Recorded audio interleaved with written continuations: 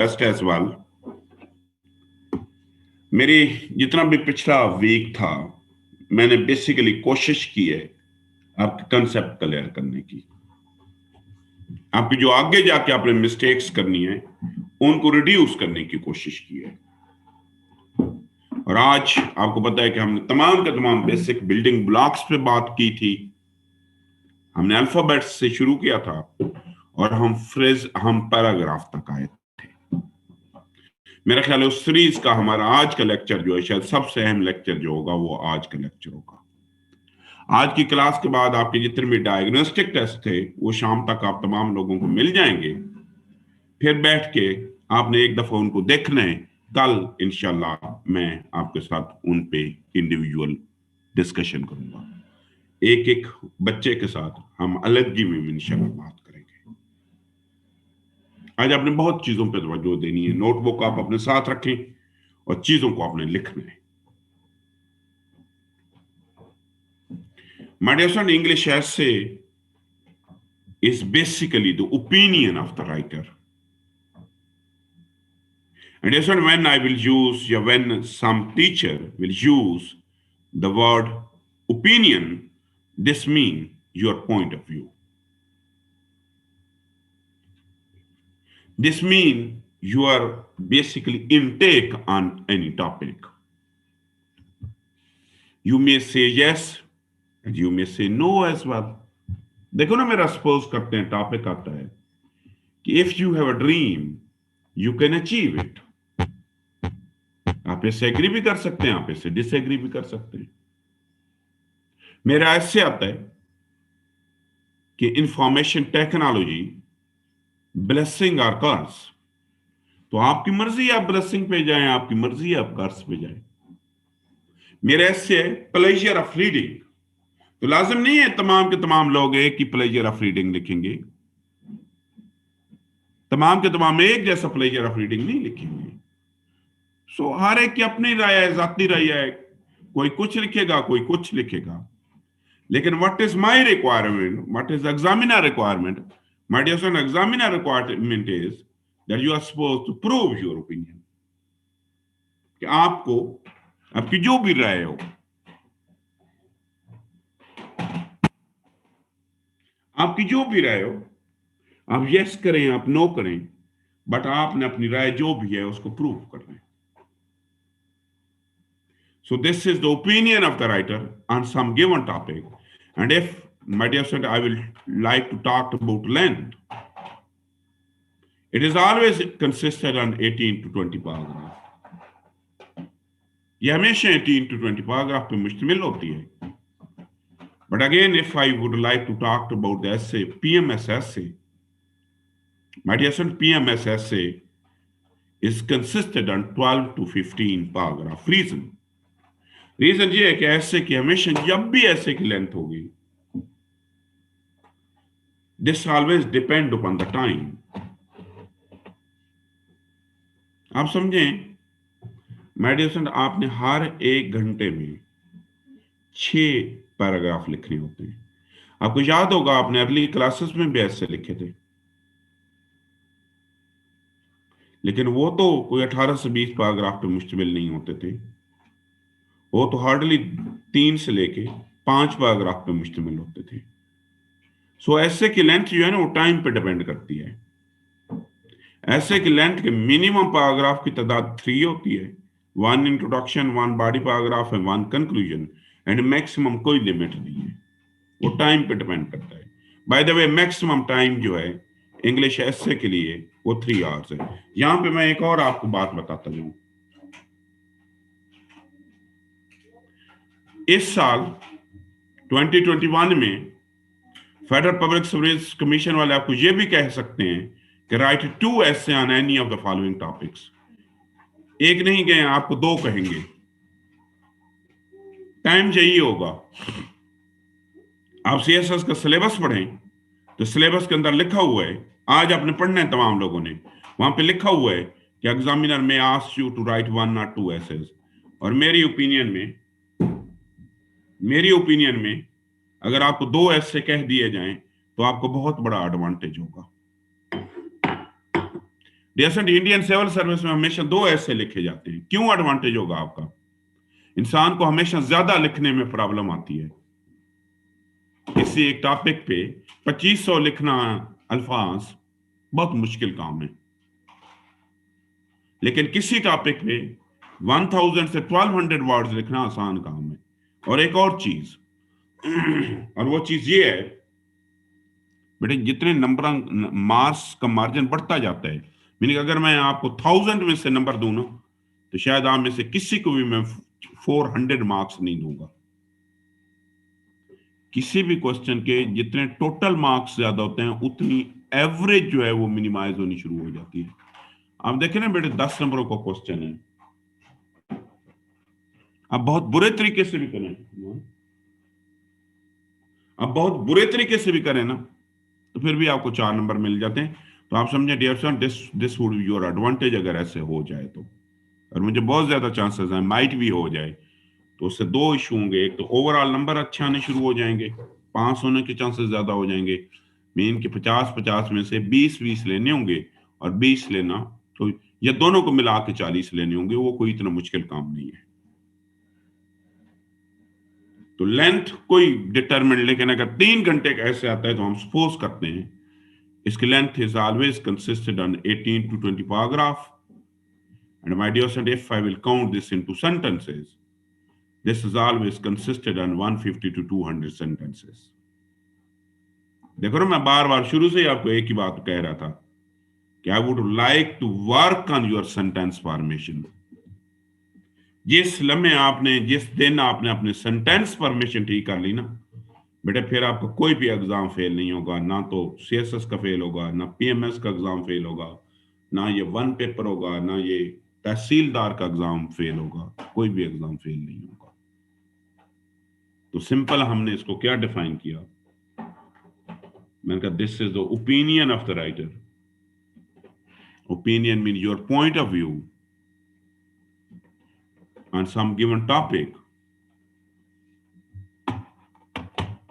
It is always consisted on 18 to 20 paragraph. And if I will count this into sentences, this is always consisted on 150 to 200 sentences. My dear son, remember one thing, that we have 2 type of writing. हम एक writing को कहते हैं academic writing. ये आप जितनी भी universities में करके आए हैं आपने एकेडमिक राइटिंग की। एकेडमिक राइटिंग वो राइटिंग होती है जो आप एकेडमिक डिग्रीज में करके आते हैं। And in academic writing, my dear son, the teacher is only interested in one thing. और आपका टीचर किस में इंटरेस्टेड है? He is only interested in your content. आपके कंटेंट के अलावा वो किसी भी चीज में इंटरेस्टेड नहीं है। He is only interested in your content. वो ना तो आपको स्पेलिंग देखेगा, ना आपके पैराग्राफ्स देखेगा, ना उसकी कोहेरेंस देखेगा, ना उसकी कनेक्टिविटी देखेगा। बट डियर स्टूडेंट, इंग्लिश ऐसे इज अ टेक्निकल राइटिंग। आपने बचपन में लेटर लिखे होंगे, शायद आपको याद होंगे। वहां लेटर आपको नहीं आता था, आप खाली उसका फॉर्मेट लिख देते थे, तो तब भी हम भी एग्जामिनर आपको आउट ऑफ 10 5 मार्क्स देते थे। अब लिखते थे examination hall city ABC dated, my dear sir. Body में कुछ भी नहीं लिखते थे, एंड में लिखते थे यू आर फेथफुली कम और XYZ। My dear son, remember one thing, that English essay is a technical writing. और टेक्निकल तमाम दुनिया की वो राइटिंग होती हैं जिनका अपना एक फॉर्मेट होता है। हम सपोज करते हैं, जरा अटेंटिव होके बैठना है। हम सपोज करते हैं कि आपने एक घर कंस्ट्रक्ट करना है, आपने एक घर बनाना है। घर बनाने के लिए आपने जगह भी खरीद ली है। सपोज समझते हैं आपने कराची के सहले समुंदर पे सी व्यू पे जगह ले ली है, आपने उसको लेवल भी कर लिया है। अब आपने घर बनाना है, तो सैफुल्लाह आप मुझे बताएं सबसे पहले आप क्या काम करेंगे? आप अपने आप को अनम्यूट करें और मुझे बताएं कि सबसे पहले आप क्या काम करेंगे। सैफुल्लाह, आपने मुझे बताना है। सैफुल्लाह, आप अपने आप को अनम्यूट करना है और मुझे बताना है कि घर बनाने के लिए सबसे पहले आप क्या काम करेंगे।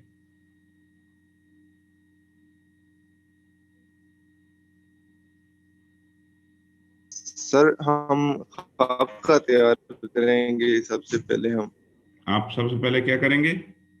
के बारे में सर खाका। प्लानिंग करेंगे, सबसे पहले सर उसके बारे में प्लानिंग करेंगे अच्छा, प्लानिंग हो गई, उसके बाद और क्या खाका करेंगे आप? बनाएंगे। अच्छा, उसके बाद सैफुल्ला कह रहा है कि ये खाका बनाएंगे। सिद्रा, आप बताएं, आप क्या करेंगी?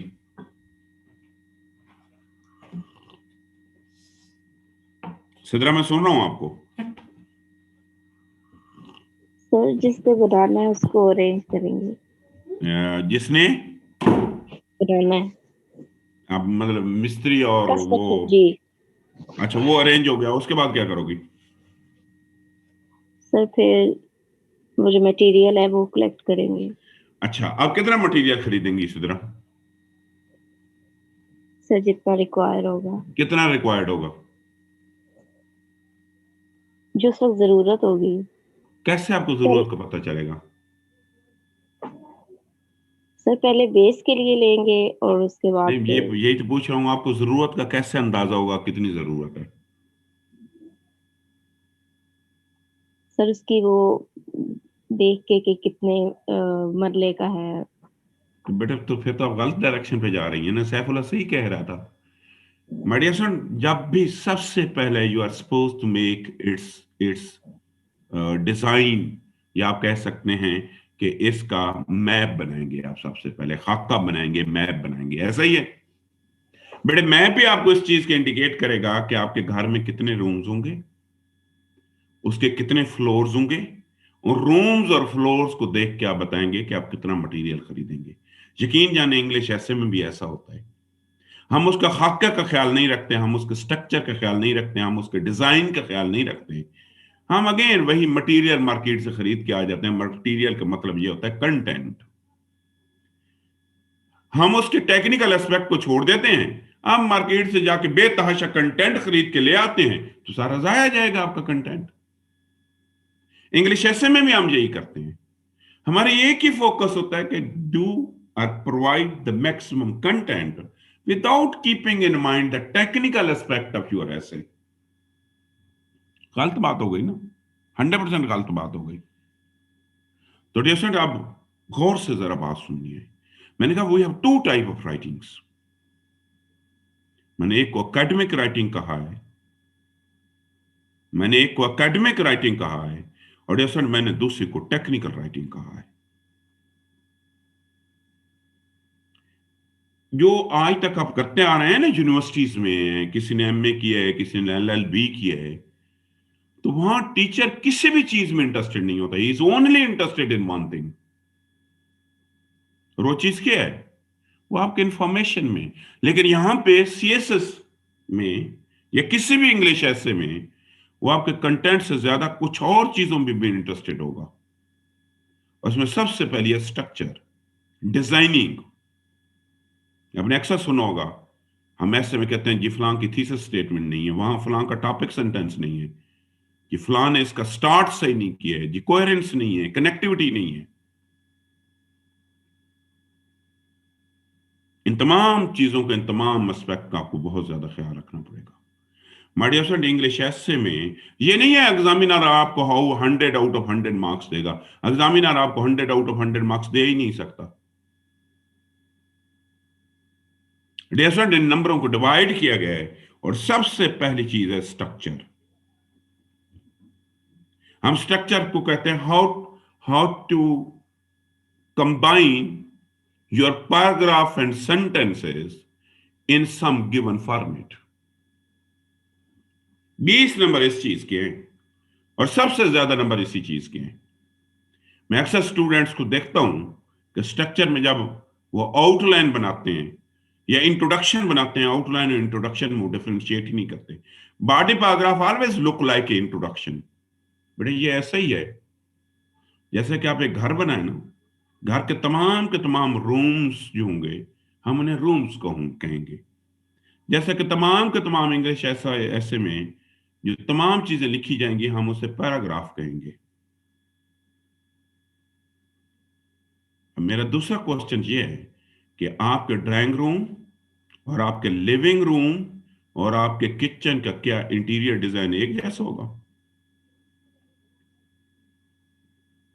माय डियर स्टूडेंट, कभी भी उनका एक जैसा इंटीरियर डिजाइन नहीं होगा। इसी तरीके से बॉडी पैराग्राफ, इंट्रोडक्शन, कंक्लूजन और जो ट्रांजिशनल पैराग्राफ होगा, उनको तमाम के तमाम को लिखने का जो स्टाइल है, that is totally different from each other. लेकिन हम एक ही वे से लिखने की कोशिश करते हैं, एक ही वे से लिख के आ जाते हैं। सो माय डियर स्टूडेंट, मेरी जो सबसे पहली रिक्वायरमेंट है, जो मैंने सबसे पहले इंप्रूव करनी है, वो स्ट्रक्चर है। और डियर स्टूडेंट, जिस लम्हे आपका स्ट्रक्चर बेहतर हो गया ना, मैंने आपके पेपर पढ़े हैं, आपके तीन ही मसाइल है। आपके स्ट्रक्चर का मसला है, आपके एक्सप्रेशन का मसला है, आपके आर्गुमेंट्स का मसला है। यू हैव वेरी गुड, आपकी ना तो ग्रामर गलत है ना आपका content. You have enough content, अब आपको और पढ़ने की जरूरत ही नहीं है। मेजॉरिटी लोग वो हैं जिनके पास इनफ कंटेंट मौजूद है। तो पहले 20 marks will goes for structure, then 20 will goes for content, 20 will goes for grammar, फिर एक्सप्रेशन के 20 नंबर हैं, और फिर आर्गुमेंट्स के 20 नंबर हैं। ये टोटल नंबर हैं आपके। और एक दफा आपने ये स्किल सीखनी है, और forever dear student, English essay fail नहीं होगा। हम इन तमाम पे बड़ी डिटेल गुफ्तगू करेंगे, एक एक चीज पे हम डिटेल गुफ्तगू करेंगे, क्योंकि सबसे अहम चीज स्ट्रक्चर है। My dear student, I would like to start with structure. मैं पहले आपको इसको एक मिनट डिफाइन करता हूं। Dear student, this is the overall arrangement of sentences as well as paragraphs. कभी ये हो सकता है कंक्लूजन पहले आ जाए, इंट्रोडक्शन बाद में आ जाए? नहीं हो सकता ना। वो कहता है कि this is the overall arrangement. वो कहता है विद इन पैराग्राफ भी आपको स्ट्रक्चर ख्याल रखना पड़ता है। मीन पैराग्राफ का स्ट्रक्चर क्या है जी? पहले टॉपिक सेंटेंस आएगा, एंड पे कंक्लूडिंग सेंटेंस आएगा। और ऐसे का स्ट्रक्चर क्या है कि पहले इंट्रोडक्शन आएगा, एंड पे कंक्लूजन आएगा। और इंट्रोडक्शन का भी एक अपना स्टाइल है। मैं बहुत से लोगों को देखता हूं, उनकी थीसिस स्टेटमेंट जो होती है ना, वो आउटलाइन से पहले लिख देते हैं। ऐसे में बेसिक बुनियादी किरदार जो है वो थीसिस स्टेटमेंट का है। ये तो ऐसे ही है जैसे बेटे एक वकील, एक लॉ ग्रेजुएट अपने क्लाइंट का केस प्रेजेंट कर रहा हो, और जो उसकी प्रेयर होती है, जो उसकी डिमांड होती है, वो शुरू में लिखते हैं। या एक जज साहब डिसीजन दे रहे हो, और डिसीजन में उसका जो डिसीजन है, पहले ही सेंटेंस उसका डिसीजन हो जाए। ये याद होगा आपको, ये अपना पनामा पे जस्टिस खोसा साहब ने जो डिसीजन दिया था, उन्हें किससे स्टार्ट किया था? उसने तो सिसिलियन माफिया से शुरू किया था। आखिरी पेज पे जाके डिसीजन, डिसीजन हमेशा एंड पे आता है, और थीसिस स्टेटमेंट भी डिसीजन होती है। तो मैं तो लोग, ऐसे लोगों को भी जानता हूं, जो स्टूडेंट्स को, जो अपना ऐसे स्टार्ट ही थीसिस से करते हैं। तो थीसिस पे, इसका मतलब है उन्होंने अभी डिबेट की नहीं है और रिजल्ट पहले निकाल दिया है। तो जब तक आप एक गिवन, जो एक यूनिवर्सल पैटर्न है, ये कोई पाकिस्तानी पैटर्न नहीं है, this is also the pattern in India as well. ये ऐसे राइटिंग का एक यूनिवर्सल पैटर्न है। आप यूट्यूब पे बड़े अच्छे अच्छे लेक्चर्स पढ़े हुए हैं इंडियन प्रोफेसर्स के, ऐसे पे उनको भी सुनेंगे तो वो भी यही बातें कर रहे होंगे, क्योंकि ये एक यूनिवर्सल पैटर्न है। तो मैंने क्या डिफाइन किया? मैंने कहा this is the overall arrangement of sentences as well as paragraph in your essay, and in simple word this is a way or plan in which the different parts of essay are combined together. और my dear student, essay is always consisted on 3 sub-elements. और इन तमाम के लिखने का design जो है, लिखने का स्टाइल जो है, that is totally different from others. But इनके लिखने का डिजाइन, इनके लिखने का स्टाइल बाकी तमाम से मुकम्मल तौर पे डिफरेंट होगा, मुकम्मल तौर पे डिफरेंट होगा। आउटलाइन एज इट्स, तो 3 सब स्ट्रक्चर में चीजें आती हैं। एक आती है आउटलाइन, आउटलाइन का एक अपना स्टाइल है। और एक बेसिक चीज बता दूं, outline must be written in phrases. Outline के अंदर अगर आप सेंटेंसेस लिखेंगे तो उसको मुकम्मल तौर पे गलत माना जाएगा। Number 2 is unusual paragraph.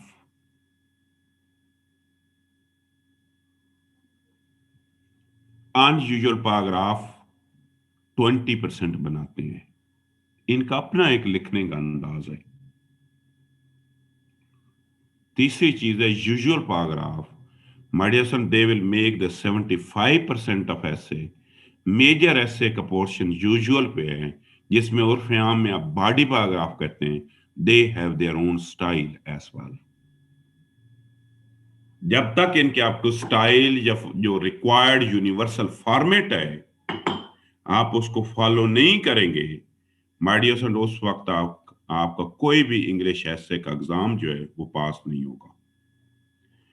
Umair, मैं आपके आंसर थोड़ी देर में देता हूं। और दूसरी बात है उमैर, आपने चैट में नहीं लिखना, आपने हैंड रेज करना है, क्वेश्चन करना है। क्योंकि जब आप चैट बॉक्स में टाइप करते हैं तो आपका फोकस जो है वो शिफ्ट हो जाता है।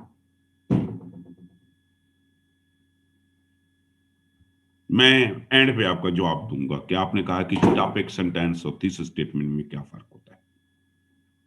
ठीक हो गया? तो माय डियर फ्रेंड, ये तीनों को जो लिखने का स्टाइल है, अच्छा, ये ऐसे के एक आप समझे, ये एक ब्लू प्रिंट है ऐसे का।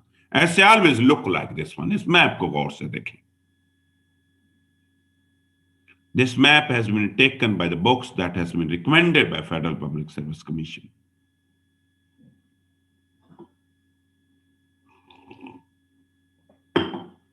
ऐसे हमेशा ऐसे नजर आएगा। देखो ना, outline has its own style. Outline 100% आपको लग रहा है कि इसका अपना स्टाइल है, लेकिन इंट्रोडक्शन का स्टाइल आउटलाइन से थोड़ा सा डिफरेंट है। लेकिन अगर आप बॉडी पैराग्राफ को देखें तो बॉडी पैराग्राफ मुकम्मल तौर पे एक नई शेप दे रहे हैं, और कंक्लूजन जो है वो इंट्रोडक्शन का आपको उल्ट नजर आ रहा है। मैं थोड़ा सा इस मैप को ना डी कोड करता हूं आपके लिए।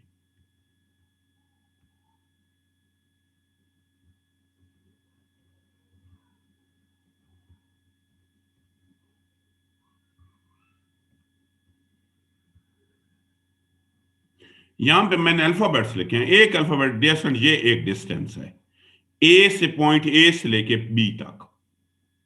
हम इसको कहते हैं हॉरिजॉन्टल डिस्टेंस। किसी भी चीज का डिस्टेंस, हॉरिजॉन्टल डिस्टेंस जितना ज्यादा होगा, ये horizontal distance basically number of arguments या नंबर ऑफ आइडियाज को इंडिकेट करता है। किसको? जैसे आपका ये हॉरिजॉन्टल डिस्टेंस जो है, ये नंबर ऑफ आइडियाज और नंबर ऑफ आर्गुमेंट्स जो है उनको इंडिकेट करता है। किसको? जैसे ये हमेशा आपके नंबर ऑफ आइडियाज और नंबर ऑफ आर्गुमेंट, ये जितने ज्यादा हॉरिजॉन्टल। आप एक छोटी सी एग्जांपल लें, एक मिनट बेटे। बॉडी पैराग्राफ को हॉरिजॉन्टल देखें, छोटा सा हॉरिजॉन्टल डिस्टेंस है, ये ए है ना। क्यों छोटा है, क्यों डिस्टेंस कम है? उसकी रीजन ये है कि हर बॉडी पैराग्राफ के अंदर एक आर्गुमेंट डिस्कस की जाती है, एक से ज्यादा आर्गुमेंट्स नहीं डिस्कस की जा सकती। लेकिन आउटलाइन आपको पता है कंप्लीट समरी होती है, इंट्रोडक्शन कंप्लीट समरी होता है। इस वजह से उनका हॉरिजॉन्टल डिस्टेंस बहुत ज्यादा है। हॉरिजॉन्टल डिस्टेंस हम कहते हैं जितना ज्यादा होगा उतने number of ideas, number of arguments आपके ज्यादा होंगे। ठीक हो गया? अब दूसरी बात यह है कि हम इसको कहते हैं my dear friend vertical distance. ये पॉइंट ए से लेके पॉइंट सी तक। अब यहां पे बड़े इंटरेस्टिंग दो चीजें आपसे मैं पूछूंगा, ये देखें और ये देखें। अब क्वेश्चन मेरा ये है आप लोगों से कि आउटलाइन का पॉइंट ए से पॉइंट सी, जिसको हमने वर्टिकल डिस्टेंस का है, वो बड़ा मिनिमम है, और इंट्रोडक्शन का वर्टिकल डिस्टेंस बहुत ज्यादा है। हालांकि दोनों ने एक जैसे, दोनों ने कंप्लीट समरी कन्वे करनी होती है। ये क्या वजह है? बॉडी पैराग्राफ का तो वर्टिकल डिस्टेंस भी कम है। मडियासन, इसका आंसर ये है कि हालांकि नंबर ऑफ आइडियाज की तादाद आउटलाइन और इंट्रोडक्शन में एक जैसी होती है, असूलन तो इनके नंबर ऑफ वर्ड्स की तादाद भी एक जैसी होनी चाहिए। Vertical distance basically number of sentence या नंबर ऑफ वर्ड्स को इंडिकेट करता है, लेकिन ऐसा है नहीं। लेकिन हर बॉडी पैराग्राफ का वर्टिकल हॉरिजॉन्टल डिस्टेंस से एक जैसा है, क्योंकि वो हर एक पैराग्राफ के अंदर एक सिंगल आर्गुमेंट डिस्कस की जाती है। इंट्रोडक्शन और आउटलाइन का नंबर ऑफ वर्ड्स का फर्क हो जाता है, नंबर ऑफ आर्गुमेंट सेम रहते हैं। रीजन रीजन ये है कि यू आल्सो नो कि आउटलाइन जो होती है ना वो बुलेट्स में लिखी जाती है, और इंट्रोडक्शन जो है ना वो कंप्लीट सेंटेंसेस में लिखा जाता है। जो भी चीज बुलेट या फ्रेजेस में लिखी जाती है ना वो कम स्पेस कंज्यूम करती है, और जो भी चीज सेंटेंसेस की फॉर्म में लिखी जाती है वो हमेशा ज्यादा स्पेस कंज्यूम करती है। ये इन दोनों का फर्क है। मेडिएशन कंक्लूजन देखो, कंक्लूजन हमेशा इंट्रोडक्शन को उल्ट होता भी उल्टा है। मैं इसकी एक मिसाल आपको देता हूं कि जब आप उर्दू के ऐसे लिखते हैं, उर्दू आप ज्यादा फेमिलियर हैं, उर्दू के ऐसे का आगाज हमेशा आपको याद होगा किसी शेर से होता था, किसी वर्स से होता था, लेकिन कंक्लूजन के आगाज में स्टार्ट में ये शेर वर्स नहीं आती थी, ये कंक्लूजन के हमेशा एंड पे आती है। आनी भी एंड पे चाहिए, क्यों? ये एक दूसरे के रिवर्स होते हैं। अब देखें my dear son, this is another map taken from another recommended book, again commission की किताबों से लिया गया है, जो फेडरल पब्लिक सर्विस कमीशन ने किताबें रिकमेंड की गई है। आप देख लें बेटे, इंट्रोडक्शन का स्टाइल देख लें, but every body paragraph look like the same. तमाम के तमाम जहां पे बॉडी पैराग्राफ एक जैसे नजर आ रहे हैं। 3 बॉडी पैराग्राफ के उसने शेप बनाई है, और तीनों के तीनों मुकम्मल तौर पे एक दूसरे से मुख्तलिफ है। टॉपिक सेंटेंस है, then we have the supporting sentence, then we have conclusion, again we have the topic sentence, we have the supporting sentence, and we have conclusion. Again we have the topic sentence, we have the supporting sentence, and we have the conclusion. तीनों मुकम्मल तौर पे मुख्तलिफ है, इनके आपस में एक जैसे, लेकिन इंट्रोडक्शन और कंक्लूजन का स्टाइल इज डिफरेंट। मैं बड़े आपको सिंपल सी बात बताऊं ना, बिलीव मी, हम मुझ पर यकीन रखें कि अगर एक बॉडी पैराग्राफ अगर आप सीख रहे हैं ना, सिर्फ एक body paragraph, you can write the 1000 of body paragraph by your own as well, क्योंकि तमाम के तमाम बॉडी पैराग्राफ का जो फॉर्मेट है वो हमेशा सेम रहता है, हमेशा सेम रहता है। My dear friend, this is another map, ये डिस्क्रिप्टिव मैप है। जरा इसकी उसने डिस्क्रिप्शन की हुई है, इसके कंपोनेंट्स की बात पढ़ें। यहां पे इसने 2 कंपोनेंट लिखे हैं इंट्रोडक्शन के, होते भी 2 हैं। उन्होंने कहा इसका सबसे पहला कंपोनेंट जो है उसने उसको नाम दिया जनरल स्टेटमेंट का, और दूसरे कंपोनेंट को उसने नाम दिया थीसिस स्टेटमेंट का। लेकिन बॉडी पैराग्राफ देखें, पहला कंपोनेंट बॉडी पैराग्राफ का टॉपिक सेंटेंस होता है, और बॉडी पैराग्राफ का जो आखिरी कंपोनेंट होता है वो कंक्लूडिंग सेंटेंस होता है। अब हमारा अलमिया स्टूडेंट्स का क्या है कि बिलीव मी, हम इनमें डिफरेंशिएट ही नहीं कर सकते। हम writing for the sake of writing करके आते हैं। मैं बहुत से लोगों को, मैंने शायद आपको पहले भी एग्जांपल दी थी, ये फेडरल पब्लिक सर्विस कमीशन की एनुअल रिपोर्ट में लिखा हुआ है। ये रिपोर्ट है 2017 की, 16 की, वेबसाइट पे पड़ी हुई है। रिपोर्ट के अंदर लिखा हुआ है कि 2016 के अंदर 393 foreign graduate appear in CSS, Harvard की पढ़ी हुई है, लंदन स्कूल ऑफ इकोनॉमिक्स के पढ़ी हुई है, कैम्ब्रिज के पढ़ी हुई है, उसमें 390 लोग जो थे ना वो इंग्लिश ऐसे में फेल हो गए थे। तो आप क्या समझते हैं, जो हार्वर्ड का पढ़ा हुआ होगा उसको इंग्लिश नहीं आती होगी? लंदन स्कूल ऑफ इकोनॉमिक्स के बंदे को इंग्लिश नहीं आती होगी?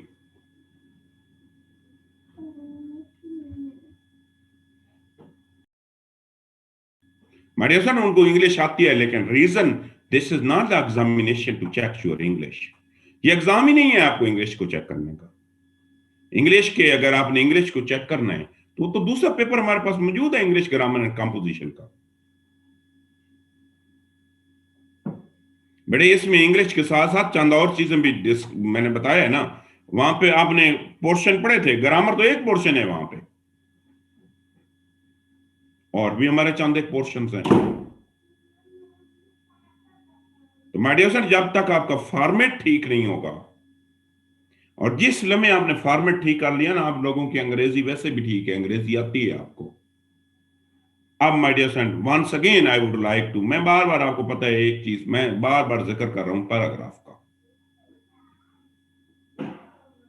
क्योंकि 95% आपका ऐसे जो है वो पैराग्राफ पर मुश्तमिल है।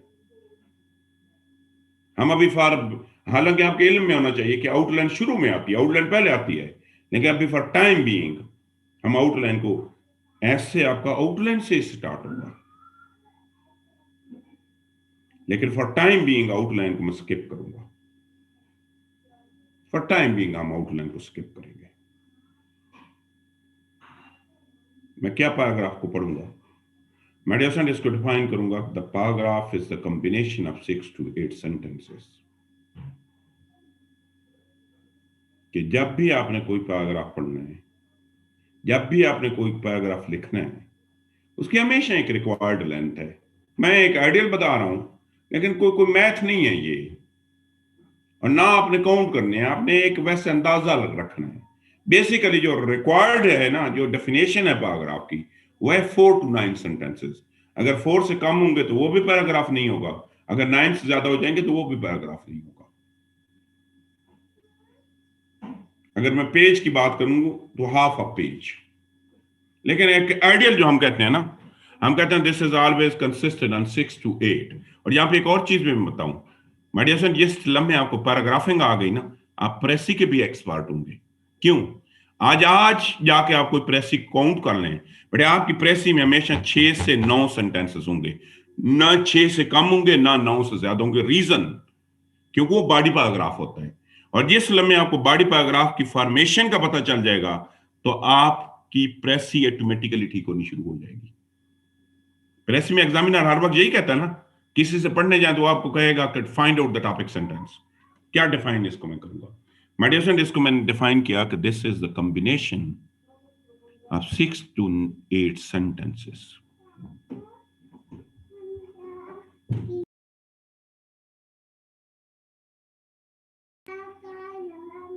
My dear friend, this is always consisted on 6 to 8 sentences.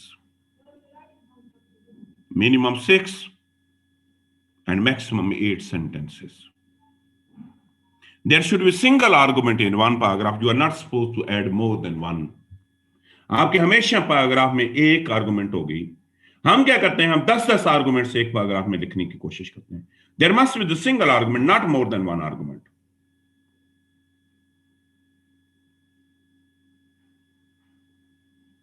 दो चीजें हो गई। This must be started with a new line. आपने नई लाइन लिखनी है। हर पैराग्राफ एक नई लाइन से शुरू होगा। और yes, you are suppose to do the indentation. Indentation ये होती है, हम थोड़ी सी स्पेस छोड़ते हैं, equal to 1 tab, 2 tab, 3 tab, आपकी मर्जी है जितनी भी छोड़ दें।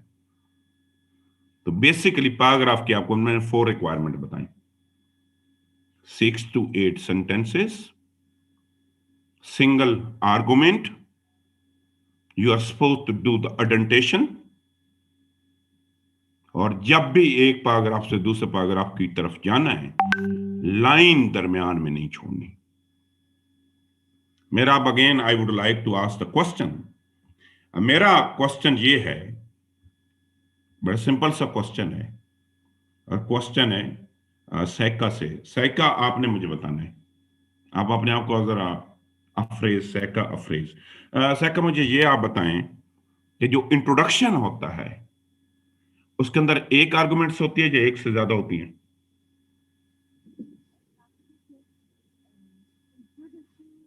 बेटा मैं आपको सुन रहा हूं, आपकी आवाज नहीं आ रही है जी।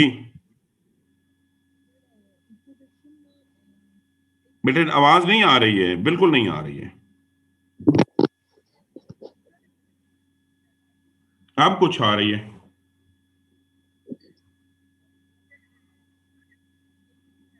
अच्छा ऐशा आप बताएं, ऐशा अब्बासी। ऐशा आप ये बताएं, इंट्रोडक्शन के अंदर कितने पैराग्राफ होते हैं?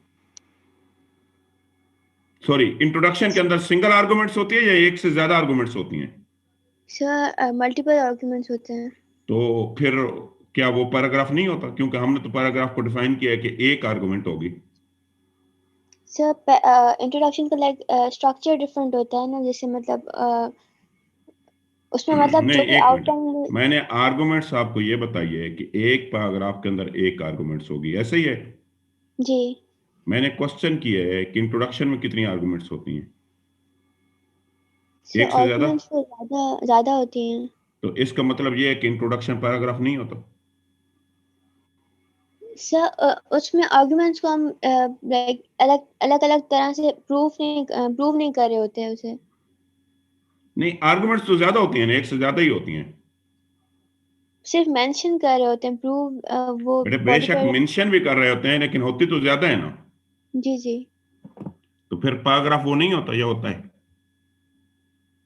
पैराग्राफ होता है, लेकिन हम एक से ज्यादा पैराग्राफ भी इंट्रोडक्शन में आ सकता है। नहीं आ सकता। अच्छा, अब मेरी बात जरा गौर से सुने। मैंने बेटे आपके लिए ना एक कथगन लगाई थी।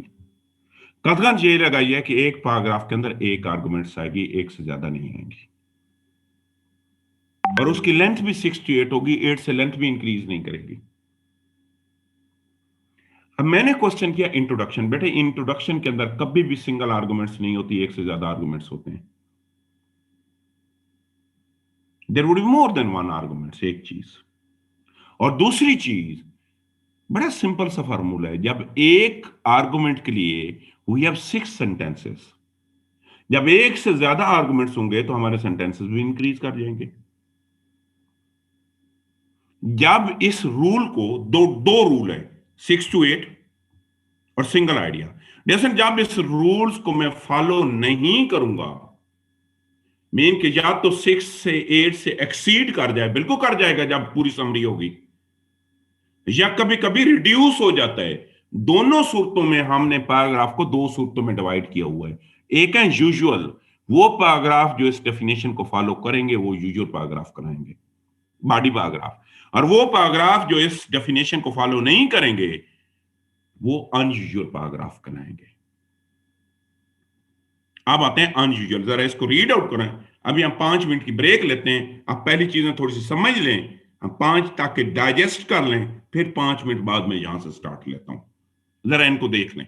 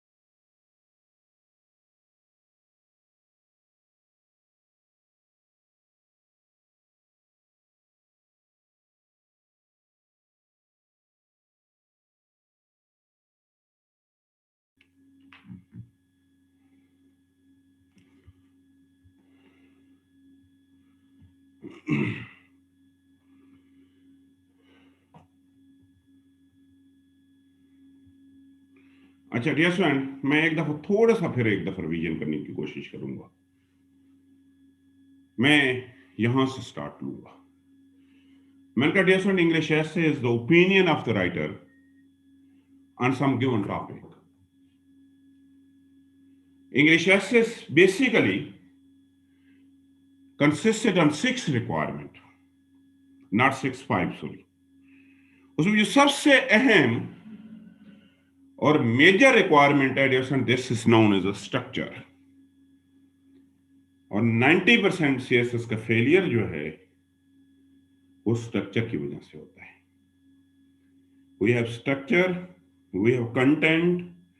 कंटेंट आप इंफॉर्मेशन को कहते हैं, ग्रामर हम रूल्स को कहते हैं, एक्सप्रेशन हम लैंग्वेज की ब्यूटी को कहते हैं, आर्गुमेंट्स हम कहते हैं कि how you will convince someone on some certain conclusion, कि आप किसी को कैसे एक सर्टेन कंक्लूजन पे कन्विंस करते हैं, हम इसे आर्गुमेंट्स बोलते हैं।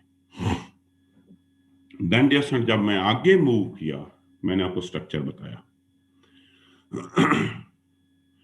मैंने कहा this is the overall arrangement of sentences as well as paragraphs.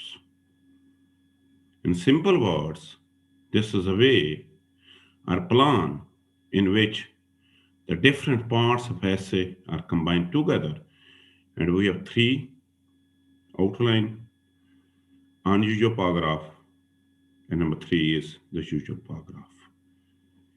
मैं क्योंकि बार बार पैराग्राफ का जिक्र कर रहा था, इस वजह से मैंने मुनासिब समझा कि आपको पहले मैं जरा एक पैराग्राफ की रिक्वायरमेंट तो बता दूं। मैंने कहा कि डियर एवरी पैराग्राफ, चाहे बेटे वो पाकिस्तान में लिख रहे हैं, चाहे वो इंडिया में रख रहे हैं, चाहे कि यूएसए में लिख रहे हैं, इंग्लिश एसे का जो पैराग्राफ होता है यूजुअली वैसे भी पैराग्राफ की यही लेंथ होती है। It must be consisted on 4 to 9 sentences. Minimum 4 होंगे और मैक्सिमम उसके सेंटेंसेस की तादाद 9 होगी।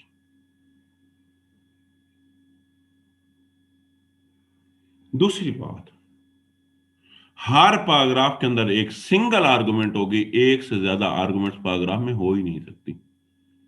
There should be the single argument, there should not be the more than 1 arguments in 1 paragraph. लेकिन एंड देन मैंने आपसे क्वेश्चन किया, क्या हमारा जो इंट्रोडक्शन होता है उसके अंदर भी सिंगल आर्गुमेंट्स होते हैं? तो आपने कहा सर उसके अंदर एक सिंगल आर्गुमेंट्स तो नहीं होता, उस पे के अंदर तो मल्टीपल आर्गुमेंट्स होते हैं। बड़ी सिंपल से फिर बात फार्मूला हमने निकाला। हमने इससे कंक्लूजन निकाला कि फॉर 1 आर्गुमेंट्स, हमें एक आर्गुमेंट्स के लिए, एक आर्गुमेंट्स को प्रूव करने के लिए मिनिमम 6 सेंटेंसेस रिक्वायर्ड हैं। And when there would be more than 1 arguments, आपको पता है इंट्रोडक्शन में तो एक से बहुत ज्यादा आर्गुमेंट्स होती हैं, तो उसकी लेंथ भी ज्यादा होगी। तो जब उसकी लेंथ भी ज्यादा हो गई, उसके अंदर आर्गुमेंट्स भी ज्यादा हो गए, उसने तो हमारे जो पैराग्राफ का सेट पैटर्न है उसने उसको फॉलो ही नहीं किया। और उसने जो पैराग्राफ सेट पैटर्न को फॉलो नहीं करेगा, जो सेट पैटर्न को फॉलो नहीं करेगा, that is known as a unusual paragraph. So we have 2, one is the usual and दूसरा जो है dear, this is the unusual paragraph. So we have 2 type of paragraph. अब हम आगे मूव करते हैं। अब आते हैं बेटे डियर स्टूडेंट, आपका 20% of essay this is always consisted on, 20% आपका एसे जो है that is always consisted on unusual paragraph. अब जरा डिफाइन करते हैं, जरा गौर से सुनना है। मैंने यहां पे सिलेक्शन ऑफ वर्ड्स भी चेंज की होगी। मैंने कहा the paragraph that can not, मैंने विल नॉट नहीं लिखा, मैंने इज नॉट नहीं लिखा, मैंने लिखा कैन नॉट। मैंने नहीं लिखा, मैंने तो किसी किताब से ही उठाया है। बेटे कैन नॉट का मतलब ये होता है कि ऐसे पैराग्राफ में टैलेंट ही नहीं होता, एबिलिटी ही नहीं होती।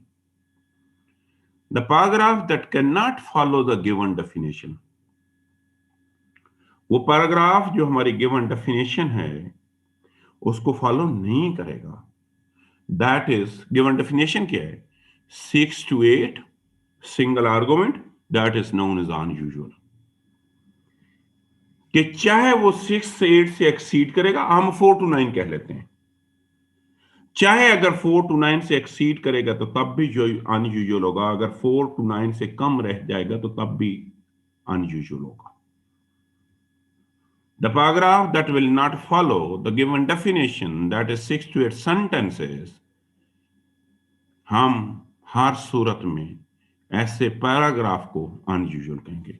अब देखें ना, अनयूजुअल की दो सब कंडीशंस हैं। पहली कंडीशन ये है, पहली कंडीशन क्या है, जरा गौर से, कि some time they serve as the map of your whole essay, कि कभी कभार इसका काम ये होगा कि ये आपके पूरे के पूरे ऐसे का कंप्लीट मैप इंडिकेट करेगा। और यहां पे डियर मैप का मतलब ये है कि आपके पूरे के पूरे पैराग्राफ को समराइज करेगा, उसकी डिस्कशन को समराइज करेगा। लाजमी बात है, जब एक आर्गुमेंट्स के लिए वो नीड 6 सेंटेंसेस, जब एक से ज्यादा होंगे तो हमें उसकी तादाद भी ज्यादा लिखनी पड़ेगी। तो जब ज्यादा लिखनी पड़ेगी तो वो एक्सीड कर जाएगा। जब भी एक्सीड करेगा या तो वो इंट्रोडक्शन कहलाएगा या वो कंक्लूजन कहलाएगा। मैं दोबारा रीड आउट करता हूं, दिस सारो अनयूजुअल पैराग्राफ की बात कर रहा हूं। As the map of your essay outlining to your reader the main arguments point in the form of a summary, in the form of an abstract, and in the form of preface.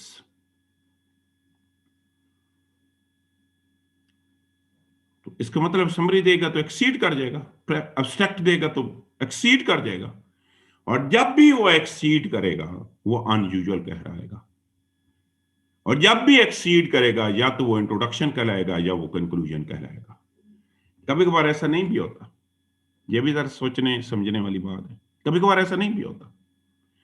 कभी कभार क्या होता है कि decent paragraph की length reduce हो जाती है। क्यों? कि कभी कभार एक ऐसे पैराग्राफ आप लिखते हैं जिसके अंदर कोई किसी भी किस्म की कोई आर्गुमेंट्स होती भी नहीं है। डिसेंट उसके अंदर खाली स्टेटमेंट्स होती हैं। मैं इसकी ना एक मिसाल आपको देता हूं। आप में से शायद आप मूवी या ड्रामे देखते होंगे, बट जब आप एक ड्रामा, एक एपिसोड देख रहे होते हैं, ये भी यूनिवर्सल फॉर्मूला है, चाहे आप अर्तगल देख लें, चाहे आप पाकिस्तानी ड्रामे देख लें, चाहे आप पाकिस्तानी मूवीज देख लें, चाहे आप इंग्लिश मूवीज देख लें। माय डियर फ्रेंड, जब वो एक एपिसोड खत्म होगी ना, अगली एपिसोड पे वो जाएगा ना, आज की एपिसोड के आखिरी चंद सेकंड्स जो होंगे वो अगली एपिसोड को इंडिकेट करेगा, और जब अगली एपिसोड करेगा तो पिछली को रिकॉल करेगा। पहले 5, 7, 20 सेकंड रिकैप कहते हैं उसको। काम क्या होता है, ताकि दोनों चीजों के दरमियान में लिंकेज क्रिएट किया जाए एपिसोड्स के दरमियान। ऐसे में भी ऐसा ही होता है। मेरा सपोज करते हैं ऐसे को education, it's merit and demerits. मैंने इंट्रोडक्शन लिखा, उसके बाद मैंने 10 मेरिट्स लिखी।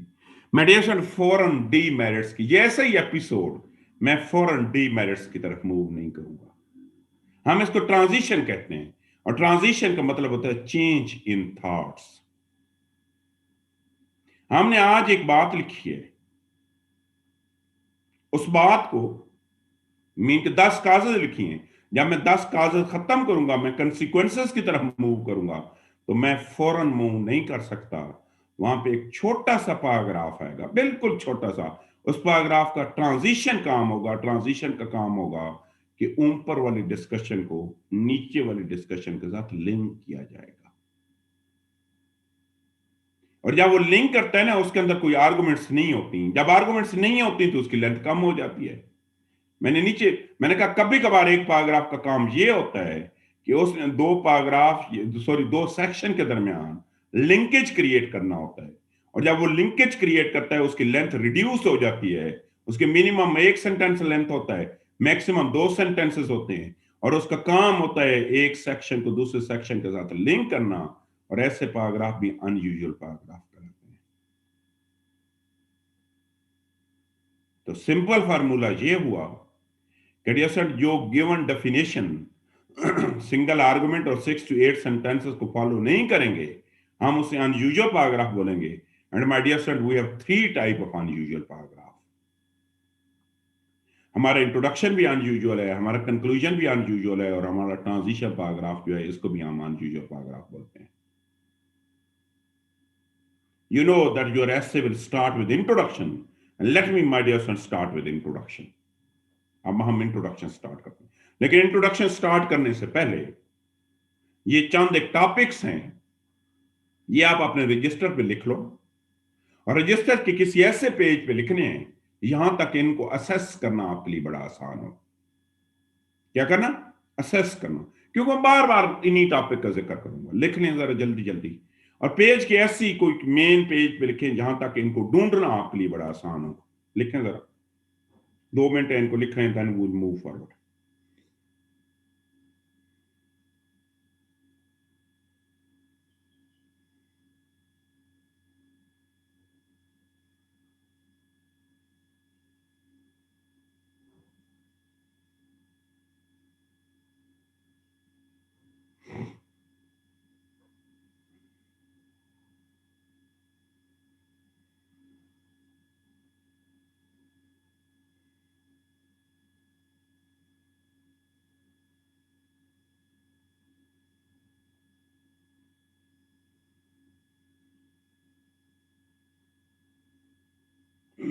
जल्दी जल्दी इसको लिख लें।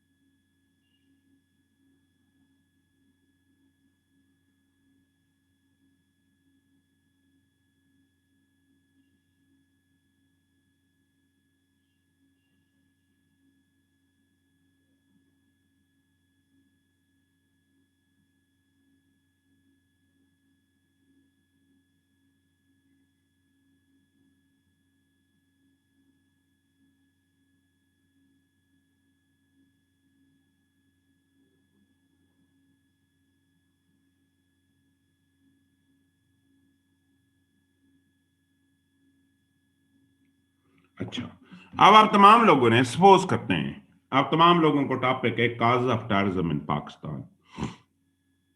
क्या हमारा टॉपिक है? Causes of terrorism in Pakistan. इसका सपोज करते हैं आपने इंट्रोडक्शन लिखना है। क्या लिखना है? टॉपिक लिख लें दोबारा। आपका टॉपिक है cause of terrorism in Pakistan. इसका आप तमाम लोगों ने इंट्रोडक्शन लिखना है, और इंट्रोडक्शन की सिर्फ पहले 3 सेंटेंसेस लिखें। जरा लिखें, पहले 3 भी नहीं, सिर्फ पहला सेंटेंस लिखते हैं। सपोज कर रहे हैं, सपोज क्या आपका टॉपिक है cause of terrorism in Pakistan. इसका पहला सेंटेंस जरा आप तमाम लोग लिखें, सिर्फ पहला सेंटेंस आप लोगों ने इसका लिखना है।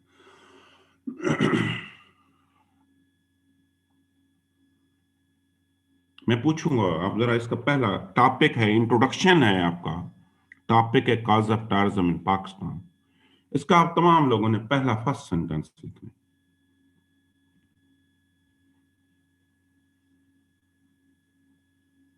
जी, मोहम्मद राशिद, राशिद आप बताएं आपने पहला सेंटेंस क्या लिखा है? Rashid. So terrorism arises out of difference in powers in different societies. दोबारा बोलें, दोबारा बोलें। Terrorism arises out of difference in powers ठीक by है। the इन्होंने criminals राशिद साहब ने लिखा है, एक inside. मिनट मैं बोल देता हूँ। राशिद साहब ने लिखा है कि terrorism arises when there would be the clash between power, ideology and cultures. Almost इन्होंने यही लिखा है। अच्छा अच्छा, ये एक स्टूडेंट है हवावे के नाम से। जी आप कौन है? आप बेटे आपने, यार मैंने आपको पहले भी कहा है कि अपने बेटे नाम से आया करें। जी आपका नाम क्या है? ये जो आप अपने आप को अनम्यूट करें, ये हवावे के, कल से मैं बैन कर दूंगा जो लोग अपने नाम से नहीं होंगे। जी मैं अपने आपने अनम्यूट करें, ये जो हवावे के नाम से एक स्टूडेंट है।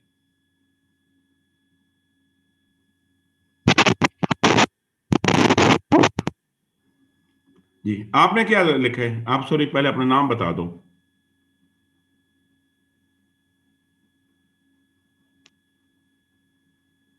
हेलो जी बेटे सुन रहा हूं मैं। जी, सर तकसीम नाम है। जी बेटे अपने नाम से इंटरव्यू करें। अच्छा मुझे बताएं, ये जो टॉपिक है आपने इसको क्या स्टार्ट लिया है? जी मैं लिख रही थी, मैंने कंप्लीट नहीं किया था। जी जिन्होंने कंप्लीट कर लिया है वो जरा अपना हैंड रेज करें। जिन्होंने कंप्लीट कर लिया हैंड रेज करें।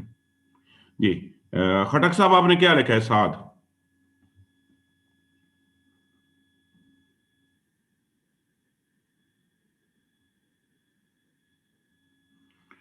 दोबारा रीड आउट करें जरा ऐसा।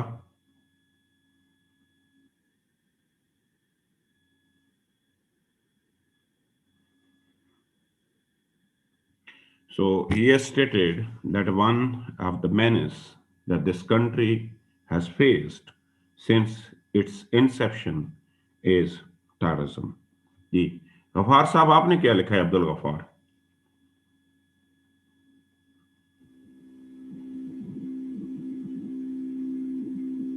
मैं गफार आपको सुन रहा हूं, आपने क्या लिखा है? अब्दुल गफार। सॉरी सर, मैं अभी लिख रहा हूँ सर। अच्छा जो लिखा है वो बोल दें। सर अभी मैंने कुछ ही नहीं लिखा, मैं अच्छा सोच रहा था सर। ठीक ठीक मैं सर 1 मिनट में लिख के आपको ठीक सर रेज ठीक है। जी सैफुल्ला आप बताएं आपने क्या लिखा है? सर अभी लिखा नहीं है। अच्छा ठीक है, लिख लें। जिन्होंने हैंड रेस किया, ये सिद्रा आपने क्या लिखा है? सर मैंने लिखा है instability in country leads toward declining state. आपने दोबारा बोलें, आपने क्या लिखा? Instability in a country leads towards declining state. अच्छा ठीक है। अच्छा अब आते हैं। अच्छा डियर स्टूडेंट, मैंने 3 एग्जांपल सुनी। एक 2 स्टूडेंट ऐसे थे जिन्होंने डायरेक्टली टॉपिक से स्टार्ट कर लिया कि उन्होंने अपने पहले ही सेंटेंस के अंदर उनको जो टॉपिक है उन्होंने उसको हिट किया। फॉर एग्जांपल साद ने बताया कि one of the evils that this country is facing since it has been facing since its inception is terrorism. So उन्होंने पहले ही सेंटेंस में जो भी उनका टॉपिक है उसको उन्होंने हिट कर दिया। दूसरे स्टूडेंट ने भी यही किया, लेकिन सिद्रा ने जो सेंटेंस लिखा है, सिद्रा ने उसके अंदर अपने टॉपिक का जिक्र ही नहीं किया है। So she has not mentioned the topic of essay, that is terrorism, in her first sentence. अब जैसे we have 2 school of thoughts. हमारे यहाँ 2 किस्म की ओपिनियन पाई जाती हैं। एक वो है, वो कहते हैं जी आपका जो, मैं सपोज मेरा टॉपिक है को education, it's merit and demerits, वो कहते हैं जी आप स्टार्ट यहां से करें कि coeducation is a method of education where both gender use to study together. कुछ कहते हैं नहीं ऐसा नहीं करना, वो कहते हैं जी पहले आप तमहीद बांधो। इस वजह से जब भी वो कोई अपने ऐसे स्टार्ट करते हैं तो उसको किसी कोटेशन से स्टार्ट करते हैं, वर्ड से स्टार्ट करते हैं। तो अब इन 2 क्वेश्चंस पे हम आगे डिबेट करेंगे, क्या पहले ही सेंटेंस में टॉपिक को हिट करना चाहिए या नहीं करना चाहिए। मैं सबसे पहले डियर स्टूडेंट आपको इंट्रोडक्शन पढ़ाता हूं तो फिर चीजें बड़ी क्लियर हो जाएंगी। बड़े अटेंटिव होकर जरा मेरी बात से। माय डियर स्टूडेंट, जब भी कोई चीज राइटिंग करवाई जाती है ना, तो उसके पीछे चंद एक ऑब्जेक्टिव्स होते हैं। ये नहीं होते हवा में बातें नहीं होती। दुनिया का कोई भी काम है ना, तो उसके पीछे it has few objectives as well. उसके चंद एक ऑब्जेक्टिव्स का होना बहुत जरूरी है। मैं क्या डिफाइन इसको करूंगा? मैंने इसको डिफाइन किया कि an introduction should be like a map. मैंने कहा an introduction should be like a map. यहां पे मैप का मतलब यह है कि आपके एसे का 80% आपके इंट्रोडक्शन से रिफ्लेक्ट होना चाहिए। आपके इंट्रोडक्शन को पढ़ के माय डियर स्टूडेंट आपका एग्जामिनर इस नतीजे पे पहुंच सके कि आपने अपने ऐसे के अंदर किस किस किस चीज पे डिस्कशन की है। मैं ओवरव्यू दे रहा हूं, अभी मैं इंट्रोडक्शन आपको पढ़ा ही नहीं रहा हूं। मैंने सबसे पहली बात की कि your an introduction should be like a map, और इस मैप को फर्दर मैंने क्लैरिफाई किया कि this must convey the complete summary 80%। Dear essay has 4 objectives. I mean introduction. जब भी आपको इंट्रोडक्शन लिखेंगे तो आपको इंट्रोडक्शन हैज ऑलवेज 4 ऑब्जेक्टिव्स। हमेशा उसके 4 ऑब्जेक्टिव्स होते हैं। It has always 4 objectives. Dear इसका सबसे पहला ऑब्जेक्टिव ये है, this is supposed to introduce the topic. इसका पहला काम ही ये है कि ये हमेशा आपका जो भी टॉपिक है, टॉपिक को इंट्रोड्यूस करवाएगा। उर्दू में कहते हैं तमहीद बांधेगा। इंग्लिश में इसके लिए 5 वर्ड हम यूज करते हैं। हमने अक्सर आपने यूज किया होगा को लोग आपको कहते हैं यार फलां ऐसे को हुक बड़ा खूबसूरत करता है। हम इसको हुक भी कहते हैं, हम इसे ओपनिंग स्टेटमेंट भी कहते हैं, हम इसे इंट्रोडक्टरी स्टेटमेंट भी कहते हैं, हम इसे जनरल स्टेटमेंट भी कहते हैं। अब एक बात सबने नोट कर लेनी है, माय डियर स्टूडेंट, कभी भी पहले सेंटेंस से टॉपिक को स्टार्ट नहीं किया जा सकता। जिन लोगों ने पहले ही सेंटेंस के अंदर टेररिज्म का जिक्र कर लिया है, इसका मतलब यह है कि आप ना ही इमेजिनेटिव हैं, आप ना ही कोई क्रिएटिव इंसान है। आपने क्या किया कि जो भी टॉपिक है बस टॉपिक को जान छुड़ाने की कोशिश की है। माय डियर स्टूडेंट, इंग्लिश ऐसे का फार्मूला ये है, सबसे पहले आप अपने टॉपिक को इंट्रोड्यूस करें। फॉर एग्जांपल मेरे पास सैफुल्लाह आता है, नाक में बैठा होता हूं, नाक करता है और मुझे कहता है सर आप मुझे पढ़ाएं। इसके बजाय मेरे पास खटक साहब आते हैं और कहते हैं sir my name is this and this one, my qualification is this and this one, I belong to this area and I want to get the guidance about English essay. तो यकीनी बात है मुझे अगले स्टूडेंट की साथ की ज्यादा बात मुनासिब लगेगी। पहला रूल आपने याद कर लेना है बेटे, कभी भी आपने डायरेक्ट ऐसे से टॉपिक से ऐसे को नहीं स्टार्ट करना है। पहले 1 से लेके 3 सेंटेंसेस में आपका जो भी टॉपिक है, टॉपिक को इंट्रोड्यूस करवाना है। इंट्रोड्यूस के मेथड होते हैं वो आगे मैं बताऊंगा। अब सिद्रा अच्छे तरीके से इंट्रोड्यूस कर रही थी, वो इस तरह से इसको नैरो डाउन ले जाती। बड़े हमें उस बंदे की राइटिंग पसंद आती है एग्जामिनर को जो ज्यादा क्रिएटिव होते हैं। दुनिया में भी यही है। दुनिया में आजकल कौन अमीर लोग हैं? वो सारे के सारे वो दुनिया के अमीर लोग हैं जो ज्यादा क्रिएटिव लोग थे। तो किसी ने तो बैठ के व्हाट्सएप बनाया होगा ना, उसने किसी चीज को कॉपी पेस्ट तो नहीं किया। अगर आप कॉपी करेंगे तो कॉपी कभी भी असल को नहीं पहुंच सकती। तो पहली बात यह है, मैं आगे बताता हूं कैसे इंट्रोड्यूस, मैं मेथड बताऊंगा कैसे इंट्रोड्यूस। सबसे पहली बात यह है कि you are supposed to introduce the topic, तमीद बांधनी है। दूसरी बात यह है कि जो आप तमाम कर रहे थे, you are supposed to identify the topic.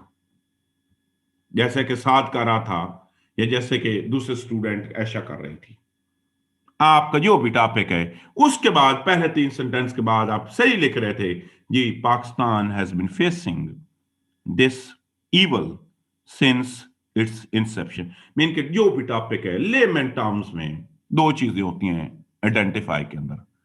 आपने उसको डिफाइन करना है इन लेमन टर्म्स, बिल्कुल किसी डिक्शनरी की, किसी इंसाइक्लोपीडिया की, और थोड़ा सा उसका हिस्टोरिकल पर्सपेक्टिव बता देना है। तीसरी चीज वो कहता है कि डियर स्टूडेंट उसकी डिटेल्स में जाना है। अब टॉपिक की ना हमेशा दो किस्म की डिटेल्स होती है, ये नोट करें बेटे। कुछ टॉपिक ऐसे होते हैं जिनको डिस्क्राइब करना होता है। मसलन मेरा टॉपिक आ जाए higher education in Pakistan ill and remedies, तो मैं डिस्क्राइब करूंगा, मैं दो ही चीजें बताऊंगा।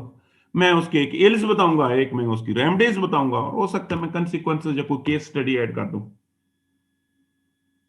मेरा टॉपिक है meaning and purpose of education, तो मैं डिस्क्राइब एजुकेशन के मीनिंग्स, मैं सबसे पहले एजुकेशन के मीनिंग्स लिखूंगा, फिर मैं उसके पर्पस लिखूंगा।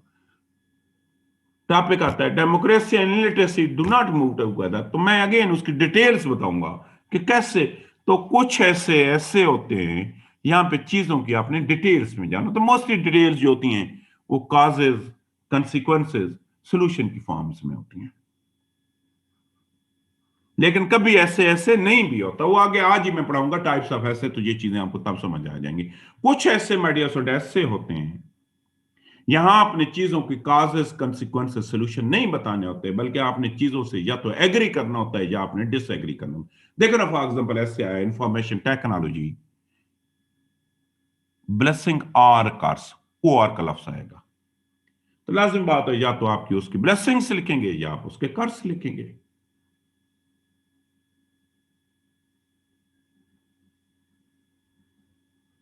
टॉपिक आएगा has democracy failed to deliver in Pakistan.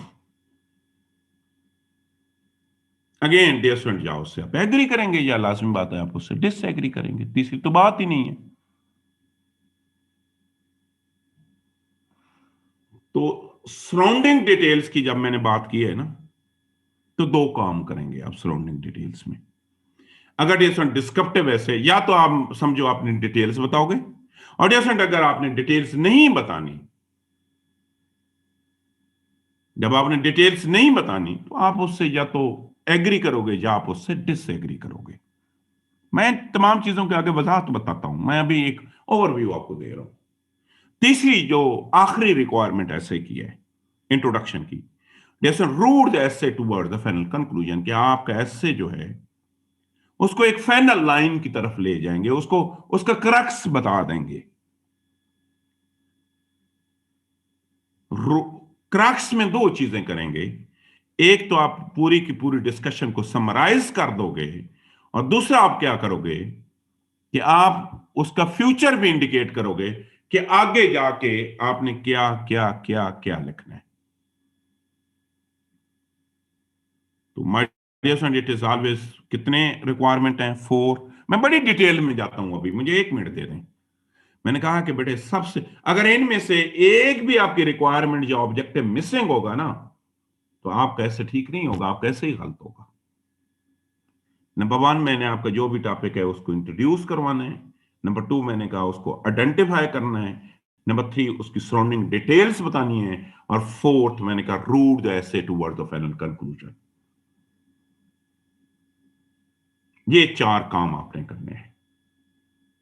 Introduce कहते हैं तमहीद बांधनी है, आइडेंटिफाई उसकी डिटेल्स बतानी है, सराउंडिंग कंटेक्स्ट या तो काजेस, कंसिक्वेंसेस, सॉल्यूशंस बताने हैं, या आपने उससे एग्री डिसएग्री करना है, और आखिरी बात क्या आप अपने ऐसे को एक फाइनल लाइन की तरफ मूव लेके चलोगे। अब आते हैं एक जो बहुत बड़ा, ये इनकी मैं डिटेल्स बताऊंगा अभी। मैं आज न सिर्फ मैं एक ओवरव्यू दे रहा हूं, आज मैं ना आपके दिमाग के अंदर चंद एक टर्म्स जो है ना उनको जरा बल्ब कर रहा हूं, फ्लैश कर रहा हूं उनको। अब बहुत से लोग जो है ना वो इंट्रोडक्शन की लेंथ के मुतालिक कंफ्यूज है। ये लेंथ कितनी होनी चाहिए?